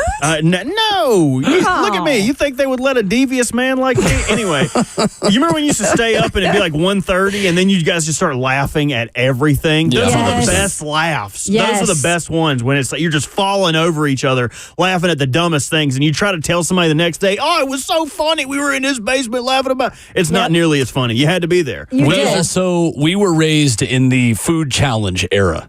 Specifically. Oh, yeah. Okay. Where if you had a liter of Code Red Mountain Dew, that puppy was going down. That's what I was just going to say. Yep. Hyped up on Mountain Dew. Literally. Dude, the thing lives on. It lives on from every generation. You drink that stuff when you're a certain age. It gets you through life. It definitely does. That is something that a lot of broadcasters do. And that is the one drink that my stomach will go inside out if I have Mountain Dew. Like I can't drink it. Now it's really tough for me. I'll take like a sip and I'm like, holy smokes. No, I don't like it. This is not going in the right direction. It's the highest sugar content of any soda. It genuinely kills my stomach. Like I will feel nauseous within like 20 minutes of drinking a Mountain Dew. Will I don't know what it genuinely is. kill your teeth. Yeah. Really bad for your teeth, really bad for kidney stones. I saw a video yesterday. It was a TikTok person recommending a way to keep your teeth whiter. This is wild. Oh, great. Drink black coffee with a straw. I can't do it. Yeah, Can't that's a do thing. it. That is very interesting. It's a thing. I've had a lot of the female gals that I've worked with in broadcasting. That's something they do in the mornings because they drink so much coffee. So they do those little straws. Yeah, right. And they'll just sip it out of that. I tried it, you guys. I can't do it. I thought I'm going to try to make my teeth, stay a little wider for a little longer. No, the straw worked for a day. Also seems like teams are pulling straws for who's going to have the best schedule release video. True. Look, I mean, you like that it was somewhat seamless, not 100%. Really well done. Really, really good from Bert this morning. Titans put out their video. It was good. I thought it was as good as any that I've seen. The Rams did a good job because they just let Sean McVay be a really weird person, and they let that speak for itself. So if you're unfamiliar, Sean McVay has an oddly intense photographic memory / play call memory. And literally what they did is they sat down with him and they played trivia based off of the opponents that are playing the LA Rams this year. This actually works pretty well for radio because it's just Sean McVay telling you exactly what happened on one specific play against every team on the Rams schedule. This is ridiculous. All right, the Rams 2024 schedule just dropped, and Sean McVay, we're going to test your trivia knowledge with some questions about each opponent on the slate. Are you ready? I'm ready. 2021, Week 7. Lions are at SoFi. First and goal at the 5, early fourth quarter. Give us your play call. Yeah, it was a great touchdown pass from Matthew to Cooper Kupp. That was lab to south right, close, fire 2 fly X crossers. Got him in a man coverage right there. Cooper just outflanked him. Good throw and catch. All right, which team did Aaron Donald get his 100th career sack against? It was a heck of a play. Full layout on Kyler Murray against the Cardinals. I have a picture of it. I still got to get him to sign that one. In the 2021 NFC Championship, Cooper Kupp had an extremely rare emotive reaction to his catch. What play call led to that grab? Good old-fashioned choice for him. It was F-mo to south-left clamp minus, 3 jet, F-choice stucco, man pressure, what a throw and catch. I mean, fitted in a tight window with Kwan Williams right there, and then the run after the catch, he looked like Wolverine celebrating after that thing. The Bears' last Super Bowl appearance was after the 2006 season. Who performed at halftime that year? Had to be Prince. Can you name the top 3 Green Bay Packers career receiving leaders? It's Donald Driver is up there, James Lofton, and Sterling Sharp got to be the top 3. All right, so far so good. You're undefeated at the bye. Thursday Night Football against the Raiders 22. How much time was left on the clock when the Rams got the ball for their game-winning drive? Probably about 1:45. 2018, Week 4, Vikings at Rams. Following Robert Woods' touchdown, he celebrated with which rapper in the stands? YG. What was the play? Okay, what? There is no way this guy is not a robot. That is insane. If you want to impress your friends, the word is eidetic. Having the dictionary marking is marked by or involved in extraordinarily accurate or vivid recall, especially of visual images. Dude, that is incredible. And it's not just plays. Imagine how easy school would be if you could just memorize things like that. Imagine how hard arguing with your wife would be if you were married to someone like Sean McVay. Remember when you said this? No, you did, because we were leaving the restaurant and I told you I would need a coat and you didn't listen to me. You told me a coat didn't go with this outfit. I would hate it. That is my life now. Cheyenne, bless her heart, can't remember the recipe of cereal, but if I say something wrong, she will remember it. Oh, yeah. And you know what? I feel bad for his future kids, too. Like, anything they try to do, like, he's going to have something that he remembers, or he's like, yeah, you did this. You know, like, there's no way they're getting away with anything. Or imagine he had a painful dating experience in high school where a woman stood him up. He's never going to forget it. Never. He's going to remember the number of sequins on her dress, but can't move on. He's married with children, and his wife's a supermodel, and can't forget about the woman that left him at the altar. Andy on the phone line, 615-737-1045. What's up, Andy? Oh, my gosh. The Rams one was one of the ones I haven't seen. That's awesome. Amazing. I love it. I love the Titans. I think they did a good sequel to their video, which, of course, you know, they won an Emmy with it. Congrats on that, which is really cool. And now everybody else is trying to win an Emmy. The one that's not is the Chargers. Theirs, where they're trying to, they did a Sims one. And granted, I don't play the game, so maybe it's not my sphere. But it was cringy at best. I completely agree. Thank you, Andy. The Chargers are doing too much. Yeah, when you have to think that much about a video or a schedule release video, if you are thinking that much, I mean, I seriously had to redo a couple because I couldn't even catch what team was in what week. That is way too much. We are not putting together some, Academy Award movie. It was the anime release last year? Yeah. For the Chargers? Everybody fawning. People we love it that. so much. But if I watch Naruto on a plane, I'm a loser. Coming up, Mike Clay of ESPN will join us. How much closer are the Titans to competing in the AFC South? We've got the schedule, the rest advantages they have. We'll give you that coming up with Mike Clay of ESPN.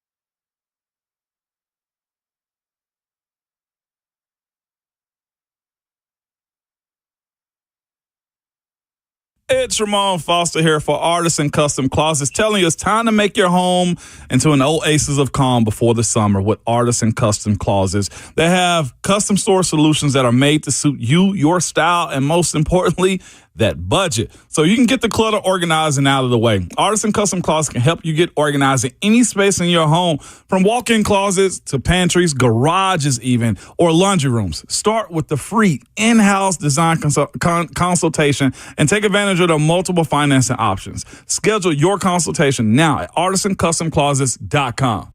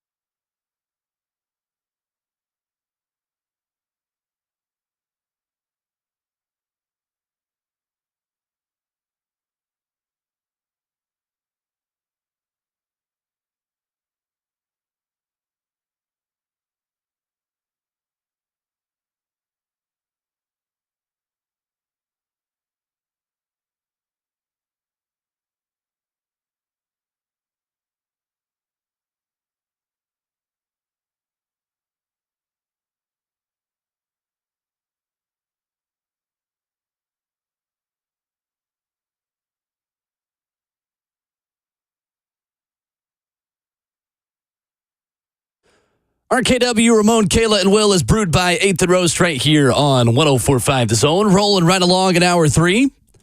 Ramon Foster on a one-day little vacay this morning. We've got Kayla Anderson. I'm Will Bowling. And joining us, he is ESPN NFL senior writer Mike Clay, giving us some time this morning at Mike Clay NFL. Mike, what's going on? How are you, man?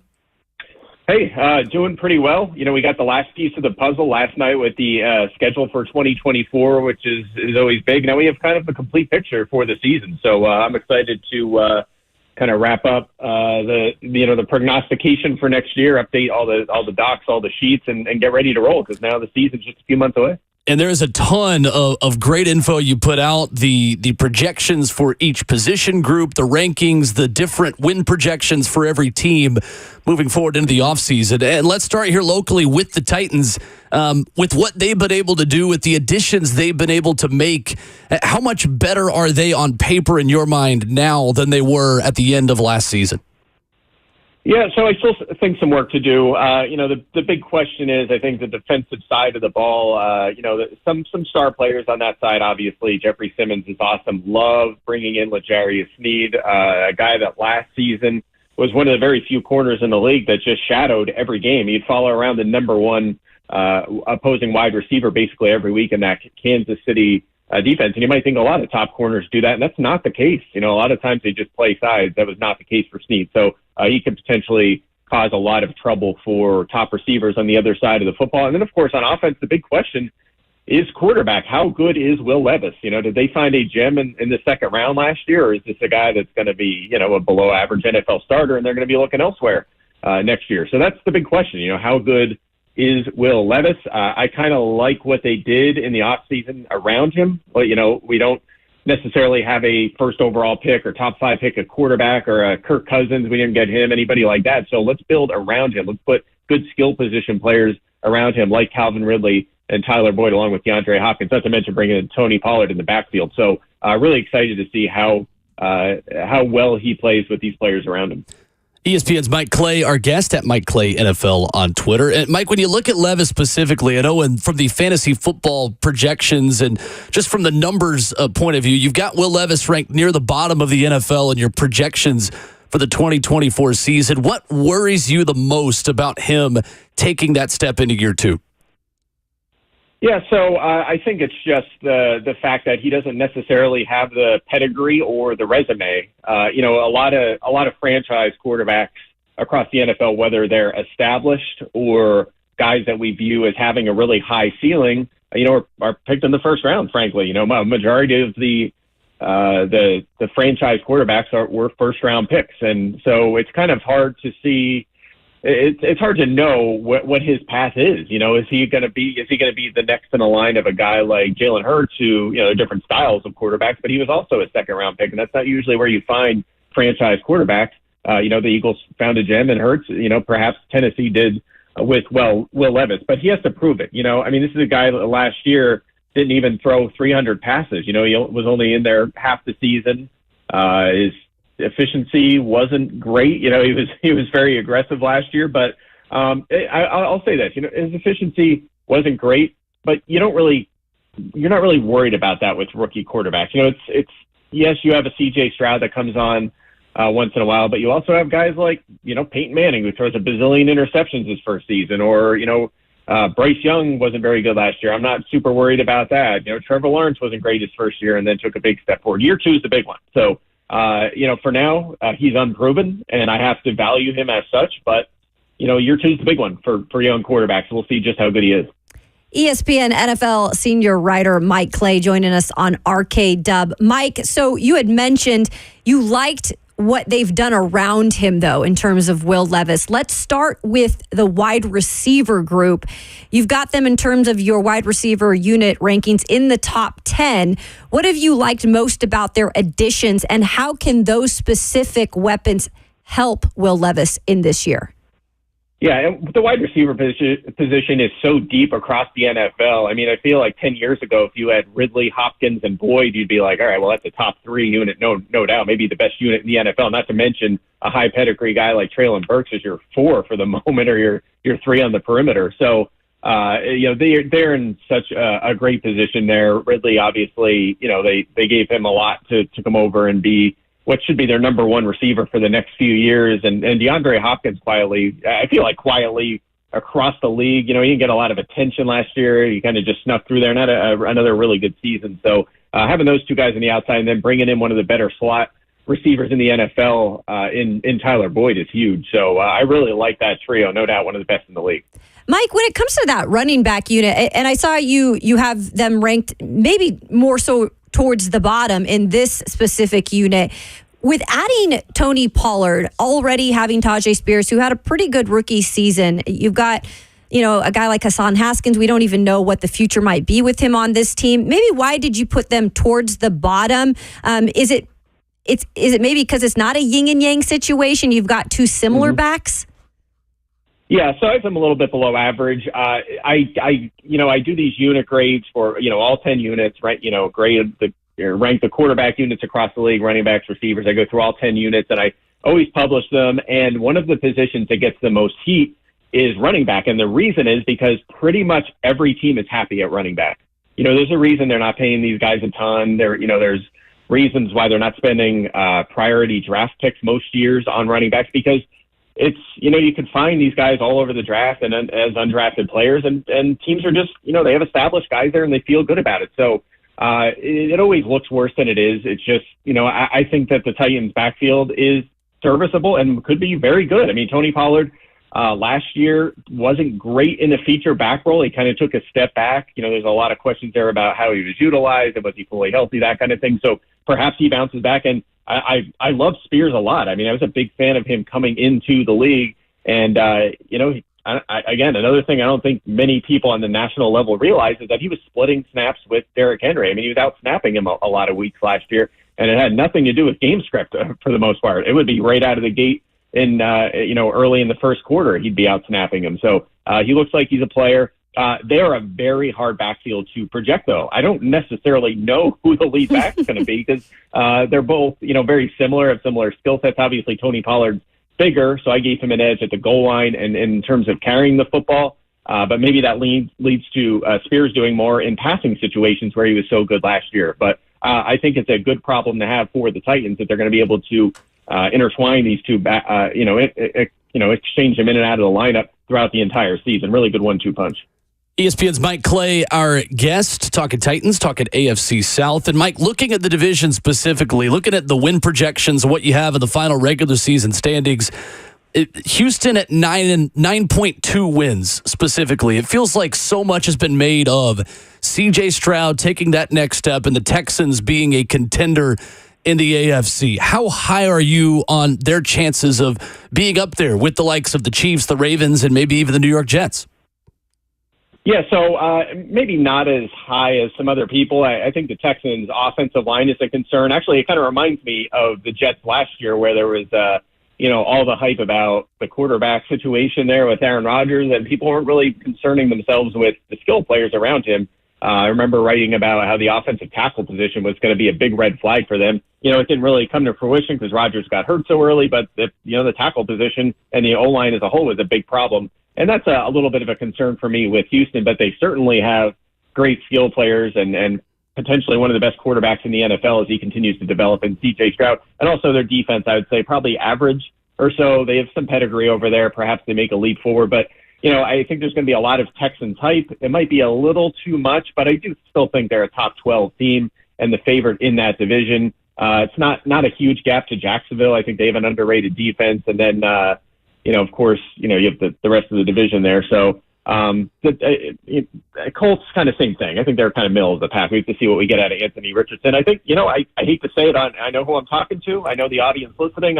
I think the Titans may be still a year away. I think it really comes down to, as I mentioned earlier, Will Levis. How good is he? If he is the real deal, then my projected win total is going to look silly. They're going to be closer to 500, maybe push for 10 wins. So it's just a matter of what they get out of him. And you got him around 5 wins, not being favored in a game either, the Titans. As you look at this roster, where is the biggest hole, in your opinion, where it's going to take an additional year for this team to get back on track? Mm-hmm. Yeah, I mean, I would say, again, quarterback aside, sure. figuring that out, I think it's probably got to be on the defensive side of the ball. Again, I think it's just top heavy. When you have Jeffrey Simmons, you like Harold Landry. Kenneth Murray didn't really establish himself as a star just yet, but sometimes these off-ball linebackers, these high pedigree off-ball linebackers, it takes some time for them to kind of come into their own in the pros. So we'll see what they get out of him. But that's obviously a question mark at off-ball linebacker. Depth up front, depth on the edge behind Landry. I think safety is fine with Hooker and Molden. I think they can hold down the fort. I do like their quarterback room, though. I think they have one of the best quarterback rooms in the NFL. Awuzie, we'll see how he, comes back this year. He was more of a rotational player for a lot last year with Cincinnati, coming off that major injury that cost him some time. But he's a very underrated, frankly, at times a star perimeter corner that they can put out there with McCurry and Snead. So I really like that trio a lot. But I think it's filling a lot of those voids and getting some players to develop on the defensive side of the ball. By the way, I will say this. I was really hard on the Titans last year for their lack of attention to the offensive line. I had them ranked 32nd on the O-line. I thought their plan to address the offensive line was horrific last offseason. I feel completely differently now. I think they've done a much better job. I actually have it ranked as an above-average offensive line, so they fixed that in a hurry, and I think that's a really huge point in the right direction for them. Yeah, Mike Clay of ESPN joining us today on RKW. I think ranked 11th in that unit, Mike. And when it comes to the offensive line, you talk about what they did in the offseason. And the biggest thing was adding a guy like Bill Callahan, who we've seen it a little bit firsthand here in rookie minicamp, just the way he's able to do things in terms of teaching technique and details. With that line, projection-wise, you kind of see what the left side is going to be now that you hope to have your left tackle and J.C. Latham. But the right side, I think you had Daniel Brunskill and Dylan Radins on the right side projected to start. Mm-hmm. Yeah, exactly. And of course, Cushenberry at center, I would say, is an above average center. And by the way, I mean, the right side, I'm looking at objective measurements, right? I can't sit here and watch every snap of every O-line in the NFL. So, you need to find measurements to assist. And, I'll look at PFF rate. I'll look at our internal SIG stats like pass block win rate and run block win rate, those kind of things. And the right side of the line, they were kind of average or a little above average in those categories. So I think that side can be solid. And then, of course, like you said, you have the pedigree on the left side. Latham, you would expect to be an immediate starter, an impact player. He's young, of course, maybe, sometimes these guys, it takes a little while for them to develop, but I have the expectation as an early first-round pick for him to be an impact player. And then Skoronski, probably, again, in those measurements, a little below average last year. But, again, he was a first-round pick, or he was a rookie, but he has that pedigree. So you would expect this guy to make a leap in year two. So I think he's going to be solid as well. So, again, across the board, I don't know if you have a clear weak spot on this line. I think you have solid or better with the potential to be a really, really good offensive line. Mike Clay of ESPN joining us today. And, Mike, the Tennessee Titans will play the New York Jets in week 2. And speaking of those Jets, you've got them predicted to be the number 1 seed in the AFC playoffs. Tell us why. Yeah, I think a lot of people just cut the radio off. I don't know if you wanted to say that. I don't know if they would take me seriously after hearing that. But yes, I actually do have a piece coming out which explains my case, so bear with me. I have a piece coming out tomorrow at ESPN.com explaining why I'm so high on the Jets. I do think they have one of the best rosters in the NFL. They have Aaron Rodgers coming back, and frankly, if Aaron Rodgers is now an average NFL starter, this is a team that can compete. They just have the pieces around him. I mentioned last year they didn't do a good job with his supporting cast. Well, they fixed that this offseason. They've redone the entire offensive line. It's way better. They have the skill position players around him. They've added Mike Williams along with Garrett Wilson at wide receiver. And the defense has been one of the best defenses in the NFL over the last 2 seasons. They returned 8 of their top 9 snap getters from last year. So as far as I'm concerned, the Jets are bound to be a powerhouse this season and certainly will be a challenge for the Titans there in week 2. So, Mike, if that is a team then that you are maybe higher on than some, is there a team in the NFL specifically who you are not as high on as many of the other prognosticators around the league? Yeah, good question. Maybe I'm picking here. Maybe a team like the Packers just because of the division. I think the Lions are the favorite there. The Bears, I think, are going to be much better this season. I like what, especially around the rookie quarterback. I think the team is very good. So maybe a little bit lower, and they might have them winning around 9 games. But I think the one that maybe raises the most eyebrows is probably the team I have projected to pick first overall in the draft next year, which is the Giants, actually. I'm really high on the Jets. I'm the opposite on the Giants. Major concerns for that roster. They have a couple good players, but an unproven quarterback situation. We just haven't seen it from Daniel Jones, and just holes all over that roster. So I think that's the one I would, to answer your question, I think that's the one that probably raises the most eyebrows. And Mike, looking at the Chicago Bears as well, the team the Titans will start the season with, and Caleb Williams, Keenan Allen, Rome Odunze, all of the new pieces there in Chicago. How much of a benefit is there that the Titans are getting the debut and the numbers that say that it is a lot better to play a rookie quarterback in the first 4 or 5 weeks of the season than it is through the end of the season? Yeah, well, as far as facing a rookie quarterback goes, you're right. Almost always a good thing and helps your chances, but talk about like walking into the buzzsaw here, like in terms of that situation, because the Bears around Caleb Williams are so good. This never happens. Quarterbacks picked first overall usually walk into a bad team. The Bears have been building up this roster the last couple of years and kind of just made a savvy trade last year with Carolina to get that first overall pick. So, bringing in DJ Moore last offseason, they, signed or trade for Keenan Allen this offseason. They spent a top 10 pick on Rome Odunze.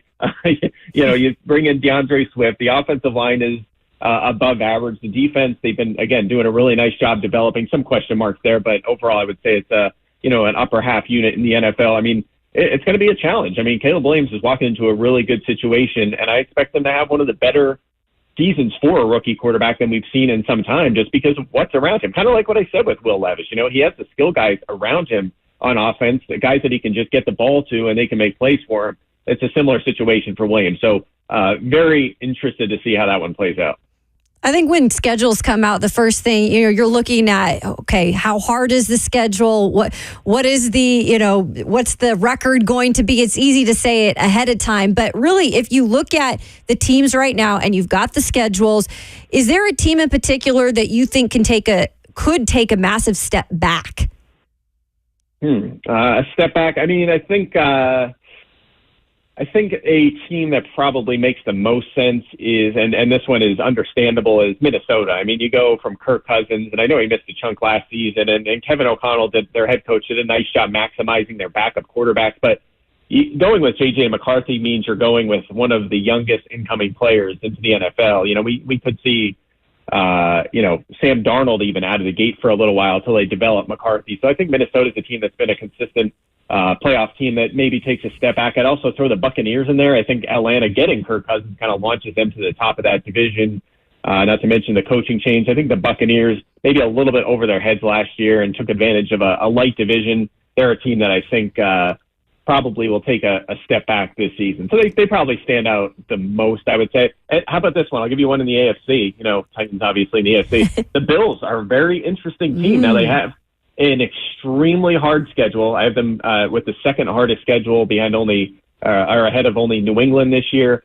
Big changes in the offseason. Your top 2 receivers are gone, and they're going to go with a rookie and Curtis Samuel as their top receivers. And defense, don't forget about that. I mean, they clean house on the defensive side of the football. So Sean McDermott's going to have his work cut out developing a new look defense for sure. So the Jets, like I said, I think are really good. The Dolphins are still a contender, and maybe the Bills take a little bit of a step back, but they still have Josh Allen at the end of the day, so they're going to win plenty of games, but they're a team to keep an eye on for a potential step back. He is ESPN NFL senior writer Mike Clay at Mike Clay NFL, where you find him on Twitter. Great stuff, Mike. Thank you so much. Thanks, Mike. You got it. Thanks a lot. All right. Mike Clay with us here this morning with lots on the Titans and on a number of projections that maybe are not as kind to the Titans as many others, but interesting perspective. Yeah, it's always good to get different people from outside. And I know that you guys think they don't watch everything, and it's hard to watch everything, right. But he does a great job with numbers. If you really go check out his stuff, it is interesting to see how he comes to these conclusions. And again, he's saying, I can be totally wrong. And you know what? In terms of Will Levis, I'm sure the fans hope he's wrong. 615-737-1045, our number. Coming up, a headline in the league where 27 coaches are invited to a training program in the NFL. One Titans assistant will be a part of that. Plus, my biggest complaint with the full schedule from one national NFL analyst that came out yesterday. We got that for you coming up.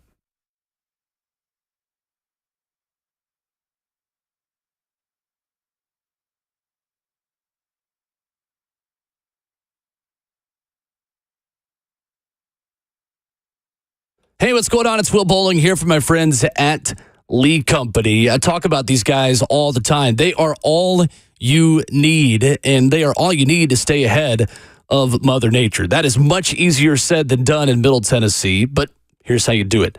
You sign up for a Lee Company home maintenance plan for $12 a month.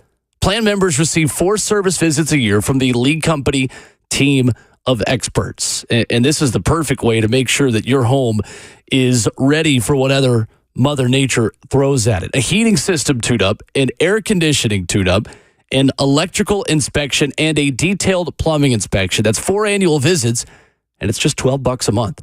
For the very best in-home service, you got to call Lee Company today, 615-567-1000, or visit them online at leecompany.com. Just search home maintenance plan to join their membership. 615-567-1000, online at leecompany.com. That's Lee Company, all you need.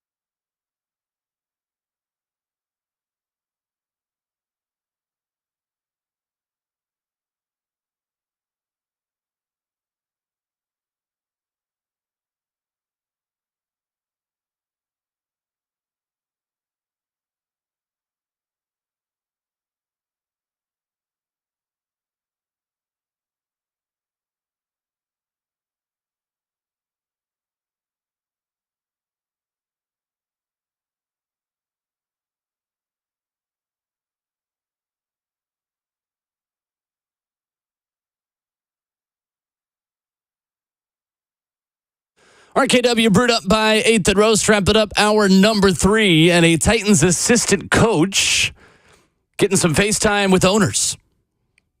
Kayla Anderson, Will Bowling, Ramon Foster off this morning, Robert Walsh making the show happen, Denard Wilson. I was like an hour later. There he is.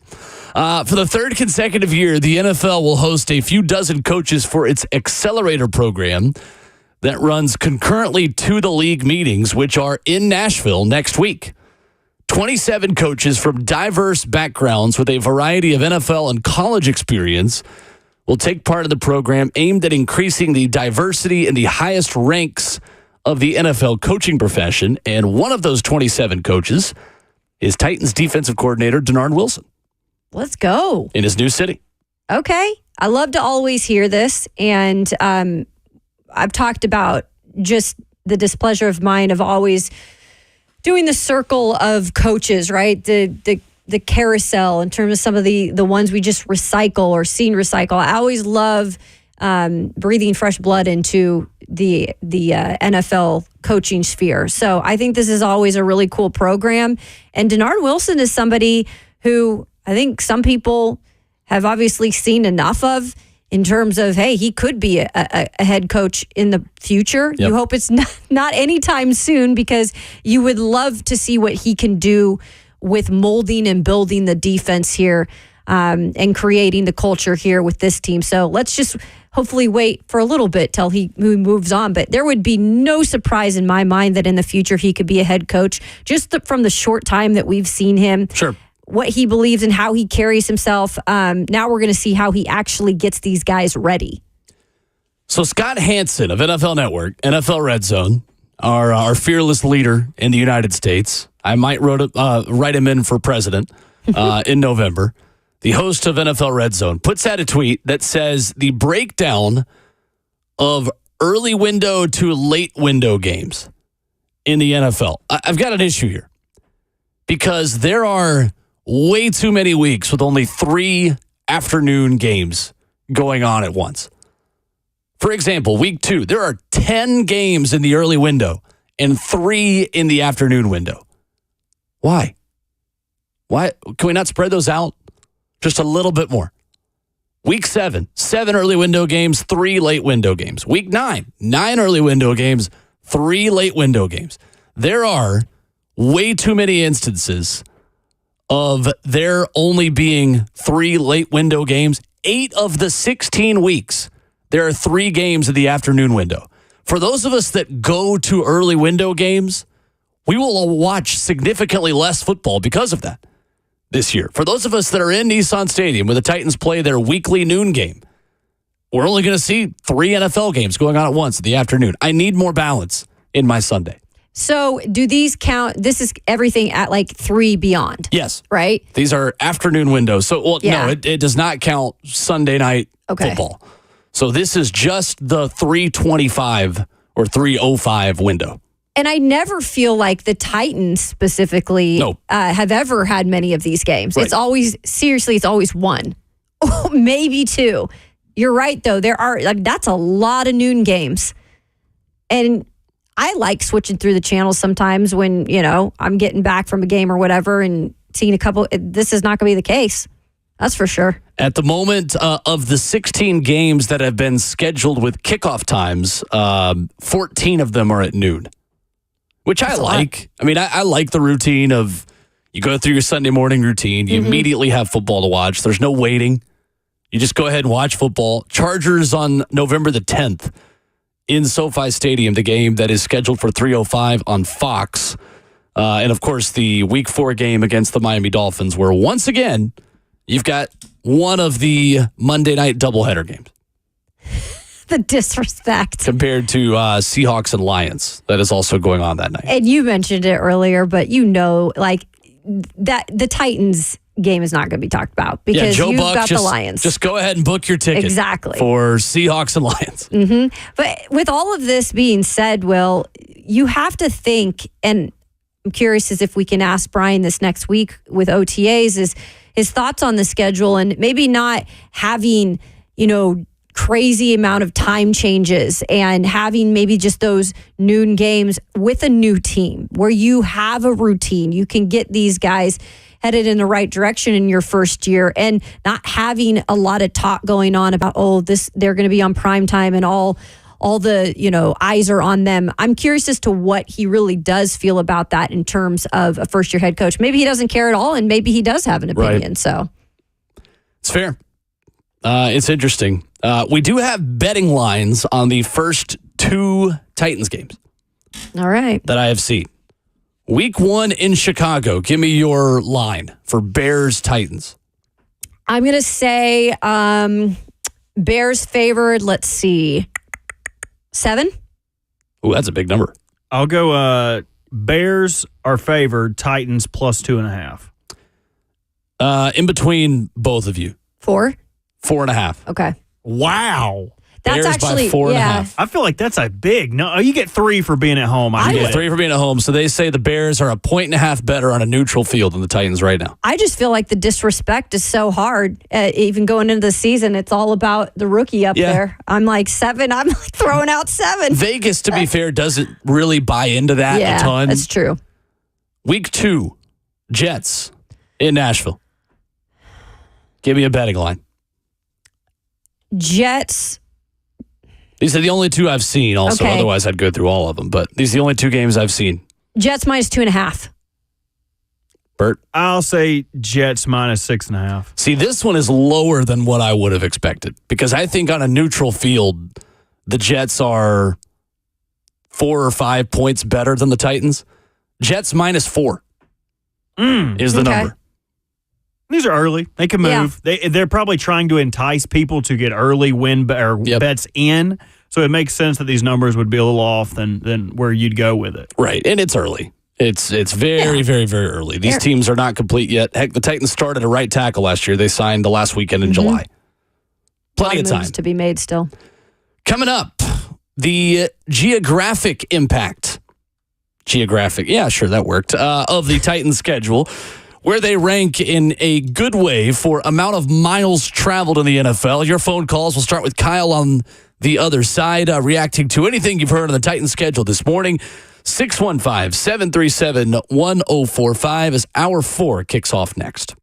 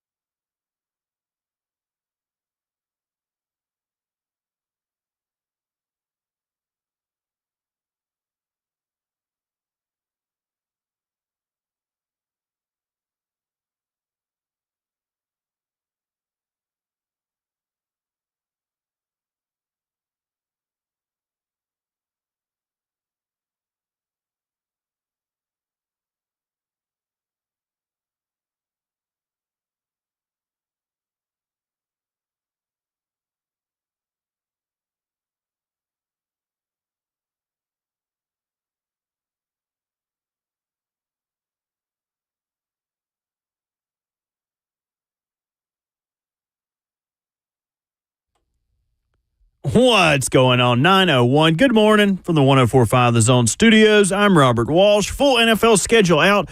Plenty of great matchups, but let's take a look at the Titans schedule. Open the year on the road in Chicago, being the first test for rookie quarterback Caleb Williams, then making their home debut the following week against Aaron Rodgers and the Jets. Only a one primetime game for the Titans in 2024. That comes in Week 4, Monday Night Football against the Miami Dolphins. And another interesting note, the Titans finished the season with 3 games against all 3 of their division opponents. In the NBA, Celtics punched their ticket to the Eastern Conference Finals, putting the injured Cavs out of their misery 113-98. They will face the winner of the Knicks-Pacers series. The Mavs also winning a pivotal Game 5, 104-92, to send Game 6 back to Dallas, where they will try to punch their ticket to the Western Conference Finals. The Nuggets can finish their season off tonight on the road in Minnesota, but Timberwolves win a game, they can force Game 7. The series goes back to Denver. For all your foundation repair and waterproofing needs, visit USSTN.com. Breaking news at once on your home for the Titans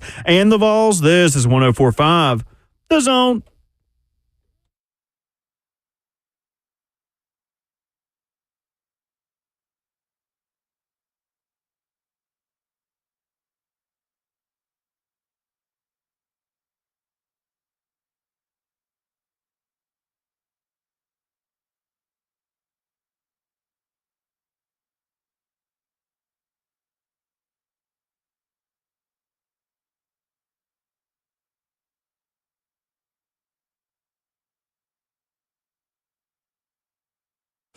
Fourth and final hour of the show already. 9 a.m. in Nashville with a schedule to discuss. 3 hours are down, and there is one more to go. 615-737-1045. How you jump in on Ramon, Kayla, and Will.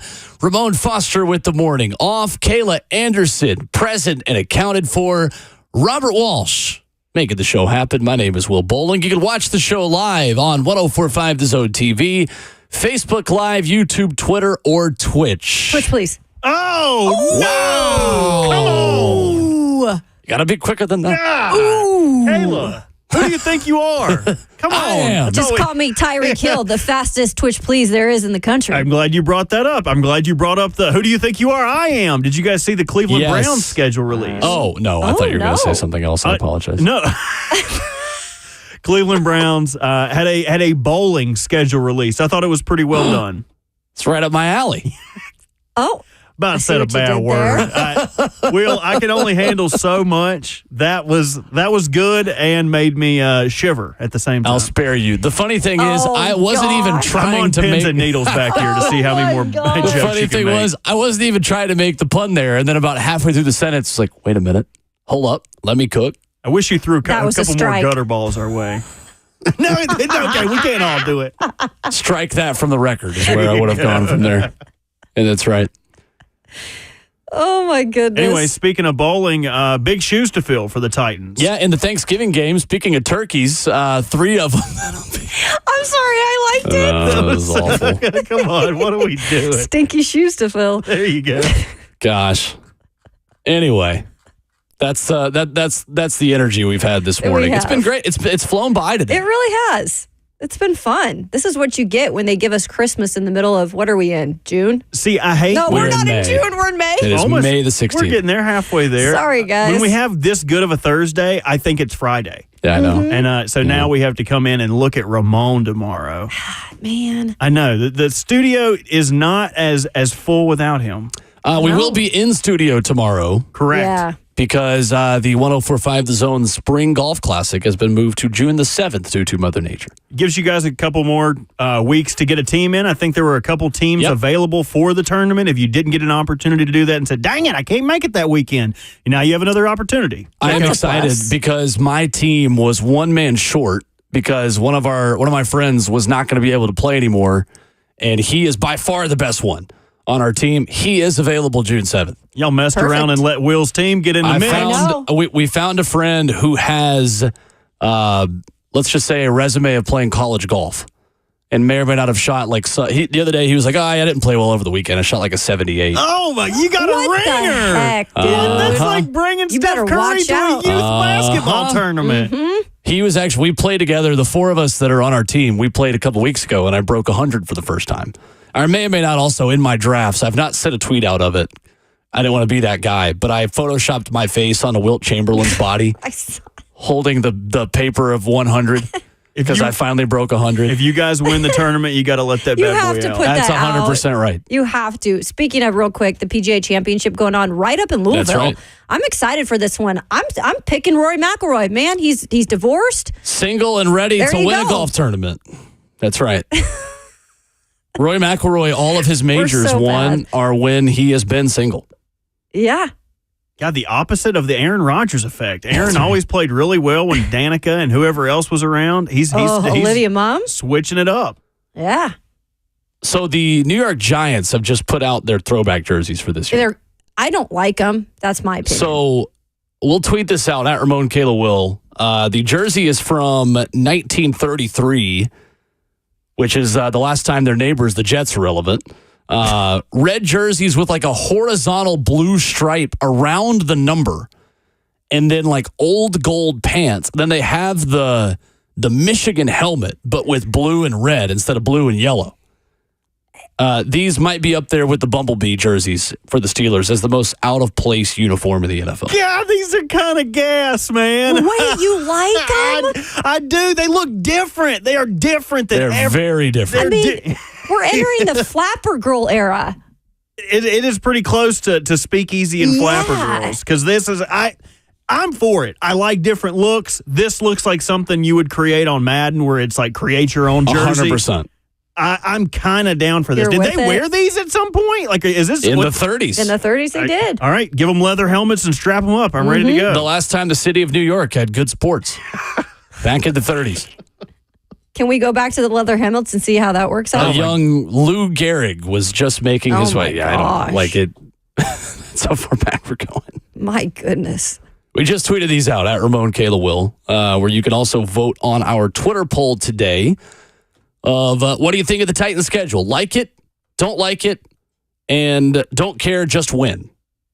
I shouldn't have put the don't care, just win option as the third one, because everyone will always pick that. Winning always better than any other option. 13.7% like it. 13.3% don't like it. 73% of you don't care. Fair enough. So you're saying we make too big of a deal about it, folks, right? Yeah, fair enough. I just think it's exciting because at least you can see kind of what you're up against. And you're right. Anything can happen at any point, but it is fun to talk about when we don't have as much going on. Titans, as far as geography, have an advantage this season. They will travel the 7th fewest amount of miles in the NFL. Commanders, Bengals, Colts, Steelers, Falcons, Saints. With fewer miles to travel, they will travel 16 time zones, among the smallest number in the NFL as well. 16, not bad at all for the Titans this year. Let's go to Kyle in Nashville, 615-737-1045. What's going on, Kyle? Hey, guys. Thanks for taking my call. Yep. So, unique situation. It is our first year of doing a draft. We're splitting 2 seats between 3 guys. So, with no primetime games, like, what's the strategy if you hypothetically have the first overall pick? What's the best game, and which game would you avoid if you can't go to all of them? Interesting. It's a good question. Which game would you avoid going to if you could not go to all of them? Which is on the Titan schedule? Yeah. That's a good question. I would say, I mean, if this is home and away. Yeah. I would avoid the Chargers game if you're saying home and away. Really? You go to all of them. Expensive. Okay. It's a West Coast trip, long way back, and it's at 3:05, one of their few midday games. So you wouldn't, if you were flying back that same day, you're definitely going to take Monday off. You're not going to be back for work in time. If you're going to pick a home game to not go to, maybe the Jags. Jags. That's what I was going to say. Yeah. Definitely that one. Away for me, probably. I don't know. I guess Buffalo's not going to be too cold in October. See, I was going to say, you're going to get the perfect middle ground if you go to Buffalo in October. So you might want to go. Because you don't want to go to a warm Buffalo Bills game. At Washington. That's not the full advantage. Oh, yeah. Washington's not a trip you want to make. Don't do that one. That's fair enough. That's fair. I would go, if I'm picking one to go to, I said it yesterday, I'm going to Detroit. I want to see what that place is like now that they have a legitimate NFL football team. That's a fun team to watch. That'd be a good game to go to. It's not a trip you're often going to get the opportunity to do. I'm either doing Detroit if I'm picking one to go to, or, obviously the primetime game in Miami would be pretty sweet. That's always fun. You can go to Trick Daddy's restaurant. Check that out. Obviously, Bam had great reviews of it. I'm still sticking with Chicago. I said it yesterday, and it's the first game of the season now, so give me that. Well, you're also at the point, too, where you could go see September baseball in Chicago. Oh, heck you could make a weekend out of it. Love that.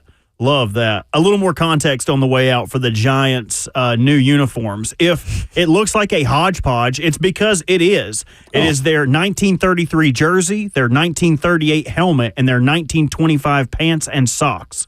So 3 separate years all mingled into one to make an amalgamation of beautiful jersey mess. Don't like that. What a beautiful mess they've made. The Chicago Cubs, the weekend the Titans are in town, host the New York Yankees. Okay, that's good. That's Even a great if you hate trip. the Yankees, let's Absolutely. just go to see them lose. Absolutely. If you haven't done Wrigley, you got to do it. It's really cool. Everybody who even remotely likes baseball, even if you don't love baseball, go to Wrigley. You go back in time a little. You do. I'm not as high on it as many other people are, but I still say you have to do it. Because at some point in Wrigley, you want to have technology again, and you want to feel like you are in the year that you were in and not the 1940s when the New York Giants were wearing the uniforms they just unveiled. It all comes full circle. But everything around it, Will, in terms of just the restaurants and stuff, that's the experience too. 100%. 100%.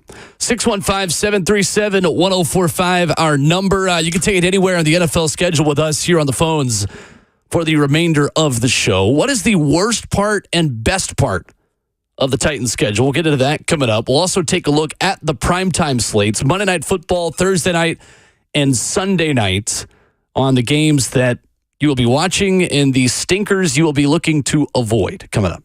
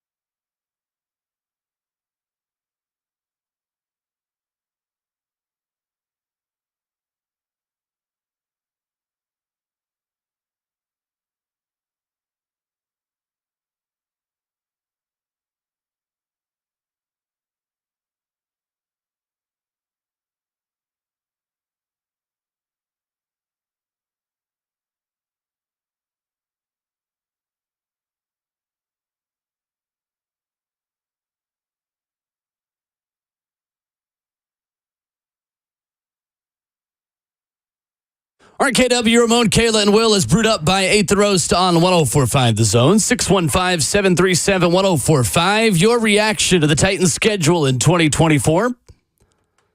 Will Bowling, Kayla Anderson with you. Robert Walsh is our producer. No Ramon Foster this morning. He is back with us in studio tomorrow. We do not care. As Mother Nature forces us back into studio and not at the Zone Golf Tournament. He will be ready to come at you, though, Bert, because you talked all the junk about his team having to lose on Christmas, and now yours might have to as well. And honestly, we both played ourselves. You really did. We have a tough game. We play 4 days before Christmas. So hypothetically, Ramon could ruin my Christmas twice. He could make them lose against the Steelers the 21st. But then following that game where the Ravens and Steelers always beat the hell out of each other, both of us have very tough games against potential division winners. The Ravens against the Texans, the Steelers against the Chiefs. Both very unlucky draws for Christmas. What is the best part and the worst part of the Titans 2024 schedule? Do we want to start with the good news for the people or the bad news? Bad news. All right, let's start with the negative. Kayla, what is your biggest negative on the Titans schedule? Yeah, I don't like the fact that, and this isn't new to anybody, I don't like the fact that the bye week comes that early. I just think that, especially with a new team and you've got, new guys there, you're learning this new strength and conditioning, staff. I just feel like it's tough when it's week 5. Like week 7, like last year, okay, that's doable. But you're just kind of getting in a groove too. That's the other thing. Not only will you not have rest the rest of the season when you're really tired, but you're trying to get in a groove at some point at the start of the season. Then boom, week 5 is here and you've got a bye week. So that's the part that I don't love, you guys. And while I don't love the fact that they have Indy, Jacksonville, Houston to end the season, you could also look at that, though, as they could play spoilers. Certainly. I would agree. I think for me, it's the fact that you've got 4 playoff teams in the first 4 weeks. I think the Bears, Jets, Packers, and Dolphins are all playoff teams in 2024. It is challenging to begin in that way. You get a little bit of a bonus in getting Caleb Williams before maybe he establishes himself. And Caleb Williams' welcome to the NFL moment could come from one of your corners in L'Jarius Sneed and Chidobe Awuzie. I think there are positives in that regard when you take a look at Chicago in week 1. That crowd is going to be nuts, though. Those people are ravenous for just average quarterback play in the city of Chicago. They will be completely all in on their Bears opening the Caleb Williams era with a win. Obviously, Kevin Byard on the other end of that as well. Titans legend who now is with Chicago. The other part of that I don't like is getting the Jets so early because Aaron Rodgers is way more likely to be healthy in week 2 than he is in week 10, right? Like the Jets, as much as they have invested in older talent, and ESPN's Mike Clay joined us earlier on the show. He is as high on the Jets as anyone in the league. They had the number 3 defense in the NFL last year. You're going to get, I think, the best version of the New York Jets right out of the gates. If I was picking one of those 4 teams to see later in the season, that would have been the one I would like to have seen in October or November if I'm the Titans. Yeah, and really, because that's week 2, also look at it on the side of, you don't know what this Titans offensive line will be yet either. Right. That's still really fresh in the season.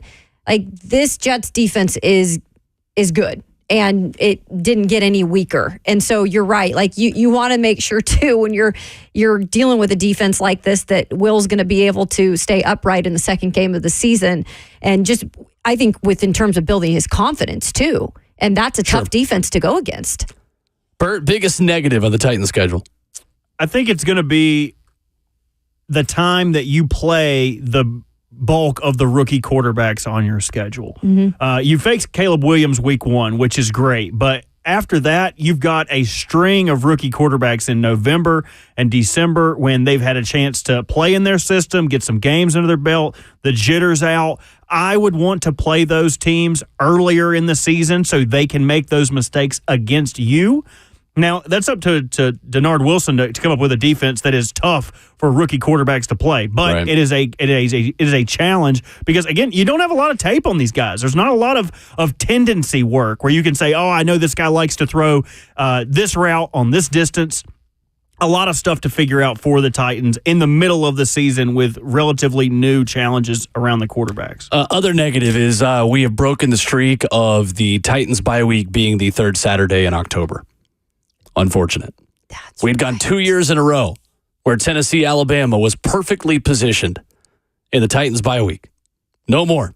Titans bye week is UT Arkansas week this year. Does not quite have the same ring to it. That doesn't hit as much. October 6th. That's a little tough. We also found out Tennessee's going to be playing in Charlotte. I know. I saw that. The Vol. We knew that.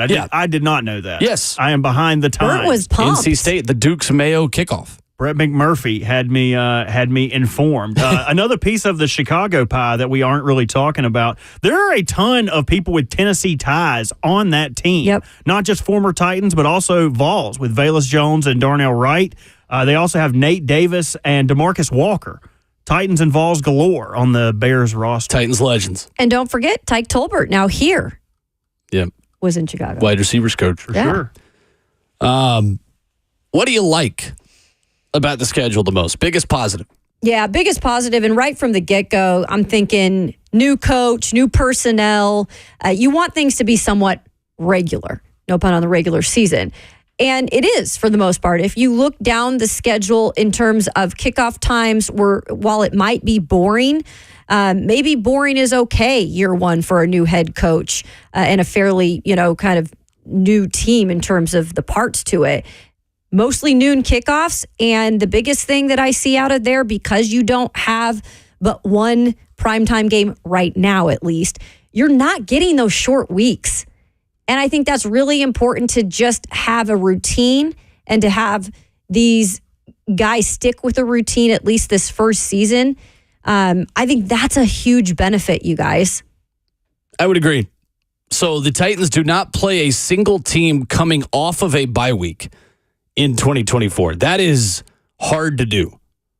And there is a legitimate advantage, especially in the NFL, when you play a team that is coming off of a bye. So they have the rest advantage on teams 5 different times this year, do the Titans.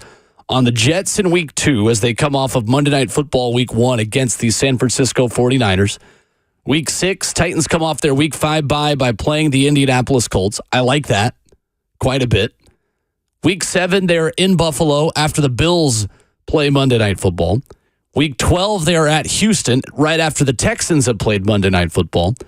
And in Week 15, their matchup with the Bengals is right after Cincinnati has come off of Monday Night Football as well. Looking at that, again, as maybe a day that could be flexed into a primetime slot, likely wouldn't be Monday night, considering the Bengals will have just played on Monday Night Football in Week 14 against the Dallas Cowboys. On December the 9th. I really think that is meaningful for Brian Callahan and Will Levis. I'm willing to trade you not seeing this team in primetime and not seeing the LED lights in Nissan Stadium just for the extra rest. I think that this team needs all the help it can get in this division this year. I think it's fair. And I think it's fair to say, while it is frustrating when you don't have the primetime games and the attention doesn't seem to be on you. Again, in this case, I think that it's welcomed in some ways because this is a team that is trying to prove itself with a lot of new pieces and a new head coach, like I mentioned. So I'm curious to ask Brian Callahan maybe 1 or 2 questions if we can, this next week with OTAs about that. Because I think it is a legitimate question in terms of this is his first rodeo. And does looking at a schedule like this and knowing that you're not getting teams coming off bye weeks, does that help at all in terms of planning, and just preparation for games? So a new NFL rule says that not everyone has to play Thursday night football. This used to be a trend in the NFL. Everyone had to play on Thursday. The Titans a couple of years ago played twice on Thursday, which was a challenge. So the 2024 Amazon Prime schedule. I've got the list here. This is not a terrible list of games, actually, which is a pleasant surprise. We say that now. These will all end up being terrible because of the stench of Thursday night. So week 2, they start things off. Amazon Prime, Bills, Dolphins. Okay. In Miami. First of 2 primetime games in the first 4 weeks of the season for the Dolphins. Patriots-Jets, that one could be ugly. Cowboys-Giants could be ugly. We're not off to a great start. Week 5, you've got Bucks-Falcons. Week 6, Niners-Seahawks should be excellent. That'd be good. On Thursday Night Football. And then our first bad Thursday Night Football game where, we've got to put somebody in prime time. How about Week 7, Broncos-Saints in New Orleans? Sean Payton revenge game. Oh, that's a good point. Oh, Never there mind. you go. Okay. They'll play that up. Fair enough. Week 8, Vikings-Rams.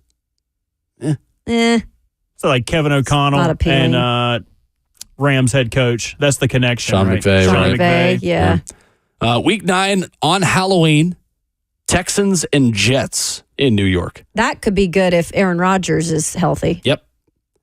November 7th, Bert will be able to sweat through Bengals and Ravens. Woo! In Week 10. I think I'm going to try to go to that game. Really? You should. I have not been to a Ravens-Bengals game yet, so Nice. that Is was it one at I have Ravens? circled. I believe that one is. Okay. Yeah, it's in Baltimore. Yep. Got it. Commanders and Eagles, which is always a primetime game, and I always begrudgingly watch. Steelers-Browns, snore. November 21st, Week 12. They just punch each other in the defense. face. Yeah. Of course, you're going to have the Swifties watching on holidays. Of course you are. And this time around, it's Black Friday football for Amazon Prime. Raiders-Chiefs, Packers-Lions, Rams-Niners, Browns-Bengals, and Week 17 on Boxing Day. Thursday Night Football, Boxing Day, the day after Christmas, if you're unfamiliar. Seahawks and Bears. I feel like that's not a terrible list of Thursday games this year. No, it's not. And I think even last year, they started to see some improvements in Thursday night games. Now, the first go around with Prime, I think, was a little rough, right? I remember not really being intrigued by watching every game. But it got better last year, and it looks to be improved this year too. And when you think about it, I mean, that's what they're trying to do. And you've got the flex rule now that they can do some things with that later on in the season to make it more appealing. I do like Thursday night games, and as bad as the matchups are, I'm just weird and I'll watch them. Sure. But I do want to see better games. And it looks like, again, you can't predict the future, but some of these games I'm excited for. And I think the crew does a really good job too, for the most part. They've got some good storylines that go into those games. And that's why Bert pointed out some of those storylines, because I think they're going to roll with some of those, especially. Talking about the Jets and Mike Clay, very high on them. Warren Sharp tweeted this yesterday, says, the Jets will face 3 straight rookie quarterbacks early in the season. 3 straight. And every single one of them will play away from their home stadium. Week 3, the Jets play at home to New England and Drake May. Week 4, they play at home against Bo Nix and the Broncos. And in Week 5, they get J.J. McCarthy in Minnesota in London. In the last decade, rookie quarterbacks are 36 and 76 in weeks 1 through 5. Yeah, that's not a stat that surprises me, but I love hearing that because it goes to show if you are lucky enough to get those rookie quarterbacks early on when they're still being molded, when they're still getting used to the bright lights of, the NFL stage, you can prepare them as much as you want in training camp and preseason games, but nothing compares to when you actually get out on that field and you're facing another team's defense. So I think it's something that makes complete sense. And yeah, it does pay.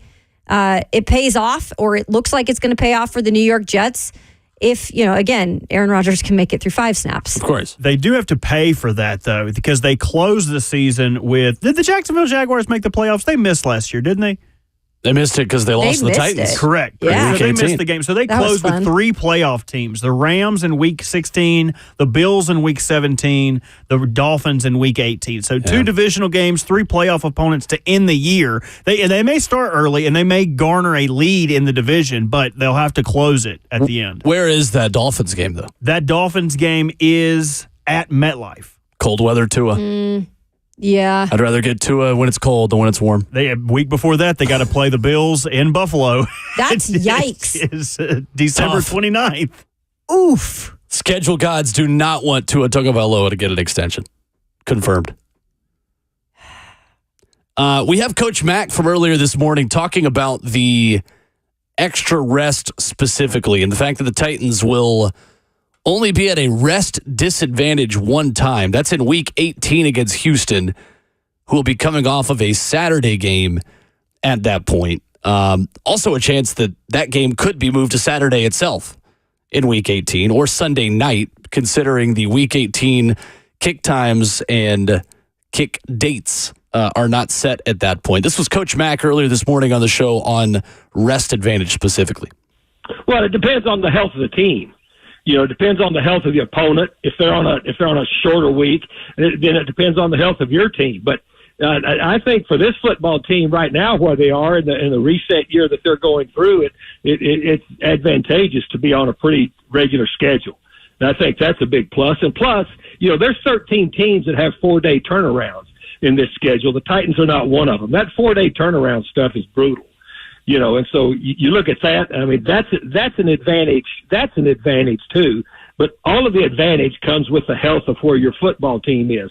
The thing about it is, guys, when these schedules come out, then coaches start to put a template down as far as to how they are going to be able to get their teams ready for this. And I'm talking about, the scheduled rest and all those things that have to come into being. And, of course, you always have to be able to be malleable and be able to pivot depending on the health of your football team. But just as the base look at it, the more regular schedule you can stay on, the better it is for you, especially when you're putting a new team together. It's interesting, too. Coach Mack telling us that earlier this morning. Check out the podcast wherever you download podcasts under Ramon, Kayla, and Will. That Mike Vrabel teams were always outstanding coming off of bye weeks. And we were talking off air about this. We don't know what kinds of trends this coaching staff will have in its favor or against them as it pertains to short rest, longer rest, coming off of a bye week. We don't know how much those things matter with this staff yet. And that was the other one that was a trend up until about last year, where the Titans were really good in those short rest weeks. That was another thing under Vrabel, that they rallied under Vrabel in those situations. That was a real thing, right? And I think it's fair to say, yeah, you don't know that. So maybe that's why you love, if you are Brian Callahan, to see somewhat of a regular schedule, not having so many short weeks. Because last year, you guys, in terms of that schedule, and I just remember this in terms of, or just because our schedule of going in and interviewing these guys and the availability that we had, it was so crazy because there were a lot of those short weeks and some days that were random, whether it be a Thursday or a Christmas Eve game. So it took a toll on those guys last year. And this, you at least look at and say, okay, we don't have any of that. Z Dean of the F&M Bank Chat on YouTube says, can't wait for Devondre Sweat to line up against 200-pound Aaron Brewer on Monday Night Football. Because Aaron Brewer is now the center. Aaron Brewer, the new center in Miami.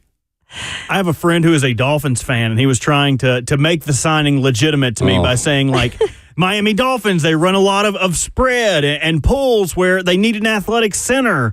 And he's like, he probably won't even be the center. I bet they'll draft somebody. I'll save you guys the trouble of looking up. They did not draft anyone. No. And you pay a center that much in free agency, you're planning on starting him. I feel like Tua and him are the same height.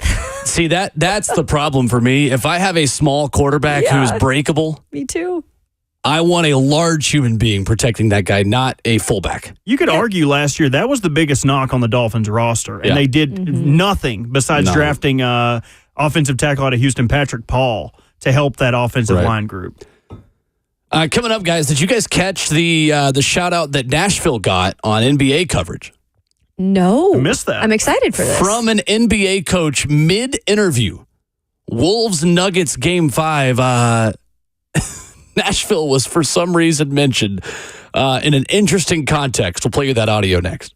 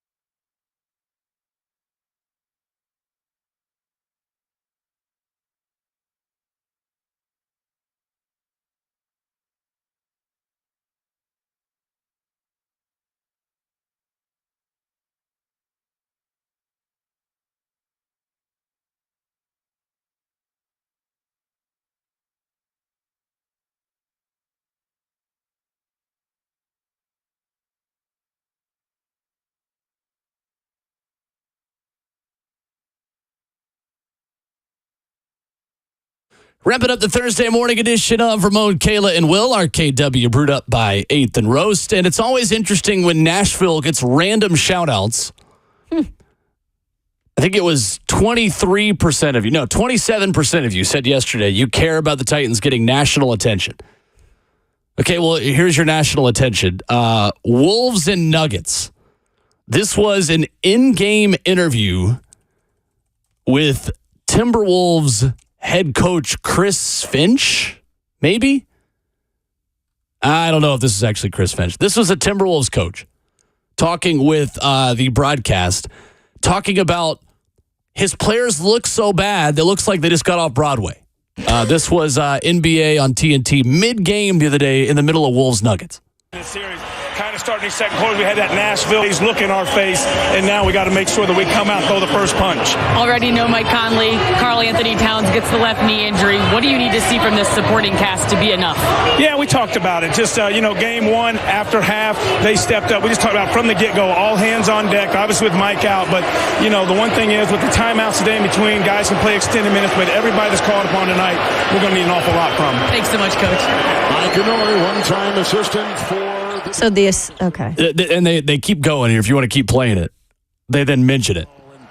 Slammed it in, as you saw. No Mike Conley tonight. Achilles injury on a shot late in Game 4. Without him this season, they are 3-3. Well, first, I got to ask you, Jamal, do you know what the Nashville glaze is? I don't. I haven't heard that one, Rick. Kev, you've been down there a lot. What does the Nashville glaze look like? I don't know. Here's Jamal. There it is. That's the end of it. Oh the way Kevin gosh. Harlan pauses, I don't know, as Conley shoots from the top of the key and scores. Right. He's like, move on. Says we look so slow. We have a Nashville glaze. Assistant coach Michael Norrie. I think he might have meant the word malaise. Nashville malaise, which means a general feeling of discomfort, illness, or uneasiness. But ooh, I was thinking like glazed over eyes, like they'd just gotten off Broadway. Sure, but from the national perspective, Nashville is not getting a lot of glaze lately. I think that was the most random thing I've ever heard. What did he just get off Broadway? Did he just take a trip here? Why was Nashville on his mind? Right. That was my biggest question. As a Very journalist. random. Very random. I know it is always interesting when random people like that talk about Nashville. I'm going to take a minute also to bring up a receipt, because this happens every year when the Memphis Grizzlies try to claim the Tennessee Titans. And on April 26th, 2020, during the last dance, when Dennis Rodman was quoted, or Scottie Pippen, of the little kid that said, "You need to come to Nashville." And Scottie Pippen goes, "Nashville? Brother, no." And the Grizzlies tweeted out a screenshot of that and said, "Memphis greater than." Immediately when that happened. Really? They deleted the tweet quickly because they got called out for it. I just remember that and keep that filed away every time the Grizzlies like, "Hey, fam, you're releasing your schedule tonight. Can't wait." You don't care. Your fans don't care. You don't care. Your social media people don't care. Quit trying to pander and sell tickets. We don't care about you. You're fine. It's like Christian McCaffrey saving that letter where his name was spelled wrong. That is Butch. right.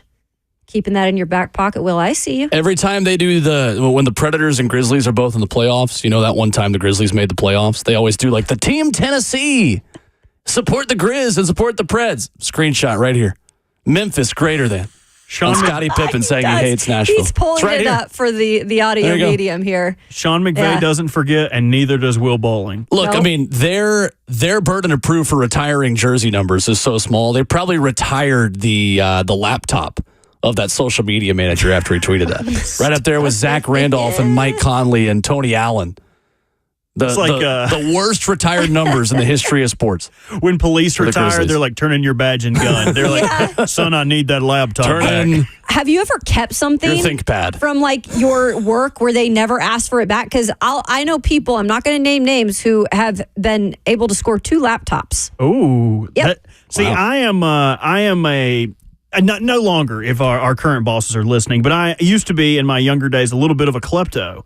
And when I worked in Greenville, I had a great boss who was awesome, but he didn't offer me a job when I graduated. So I was like, I'm from around the way. I got to leave with something. And he had a wooden plaque of the one bowl game ECU ever won, a Peach Bowl. Yep. They played NC State. Nice. And he had all of his season tickets from that year on a wooden plaque and sealed. It was beautiful, and I stole it. Oh, you did not. It was one day he had me unpacking his office. Like, he had boxes on boxes. Yeah. And if you're an intern, you just do some busy work from time to time. I was unpacking those boxes, and I saw it, and I said, I gots to have it. And I do. It's hung up at my house right now. That's incredible. Now, nobody go tattletale. And he never thought it was you. He or had never, so many things. He had too many things. One of the many His things office in the boxes was full of memorabilia. When you have a school like ECU, their memorabilia is worthless. So you can have as much of it as you would like.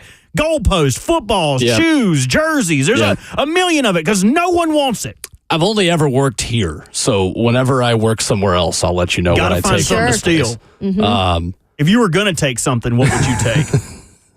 Hypothetically, of course. It's a very good question. I'll have to think about that. Microphone. Probably one of Slay's toys. There you go. Or one of Don's figurines. I'd probably steal one of those hats your dad got for Florida Week. Those hats are cool. Those are. Honestly, the thing with like taking things at the end of a term was always in high school where you would like try to keep your jersey. That was always the very popular thing. I probably have most of them I was given because we would have like whenever we would get new uniforms, you could like go into a box of old stuff that had been left in our athletic complex in high school and just like take a throwback jersey and keep it. Like I probably have 8 track jerseys from high school that just have no use to me anymore. I've got a couple cross-country pennies. You need to get into Goodwill, boy. I know. I have a couple of them framed, but I know. I had dance costumes like that. Solid. I try to fit in them nowadays, and you know what? Still works. I don't really hate Memphis that much, but I will save receipts when I'm given the opportunity. That's what, receipts for everybody are a thing. Absolutely. Got to have them. Fun show. Schedule's out. Cracking show. Quick 4 hours. Check out the podcast if you missed any of it. Brent Hubbs tomorrow, a full Friday with Ramon Foster back in studio. We will talk to you tomorrow morning. It'll be Friday, and we'll act like it on RKW. But always remember that your Twitter fingers and your mic is always hot. Yay, yay!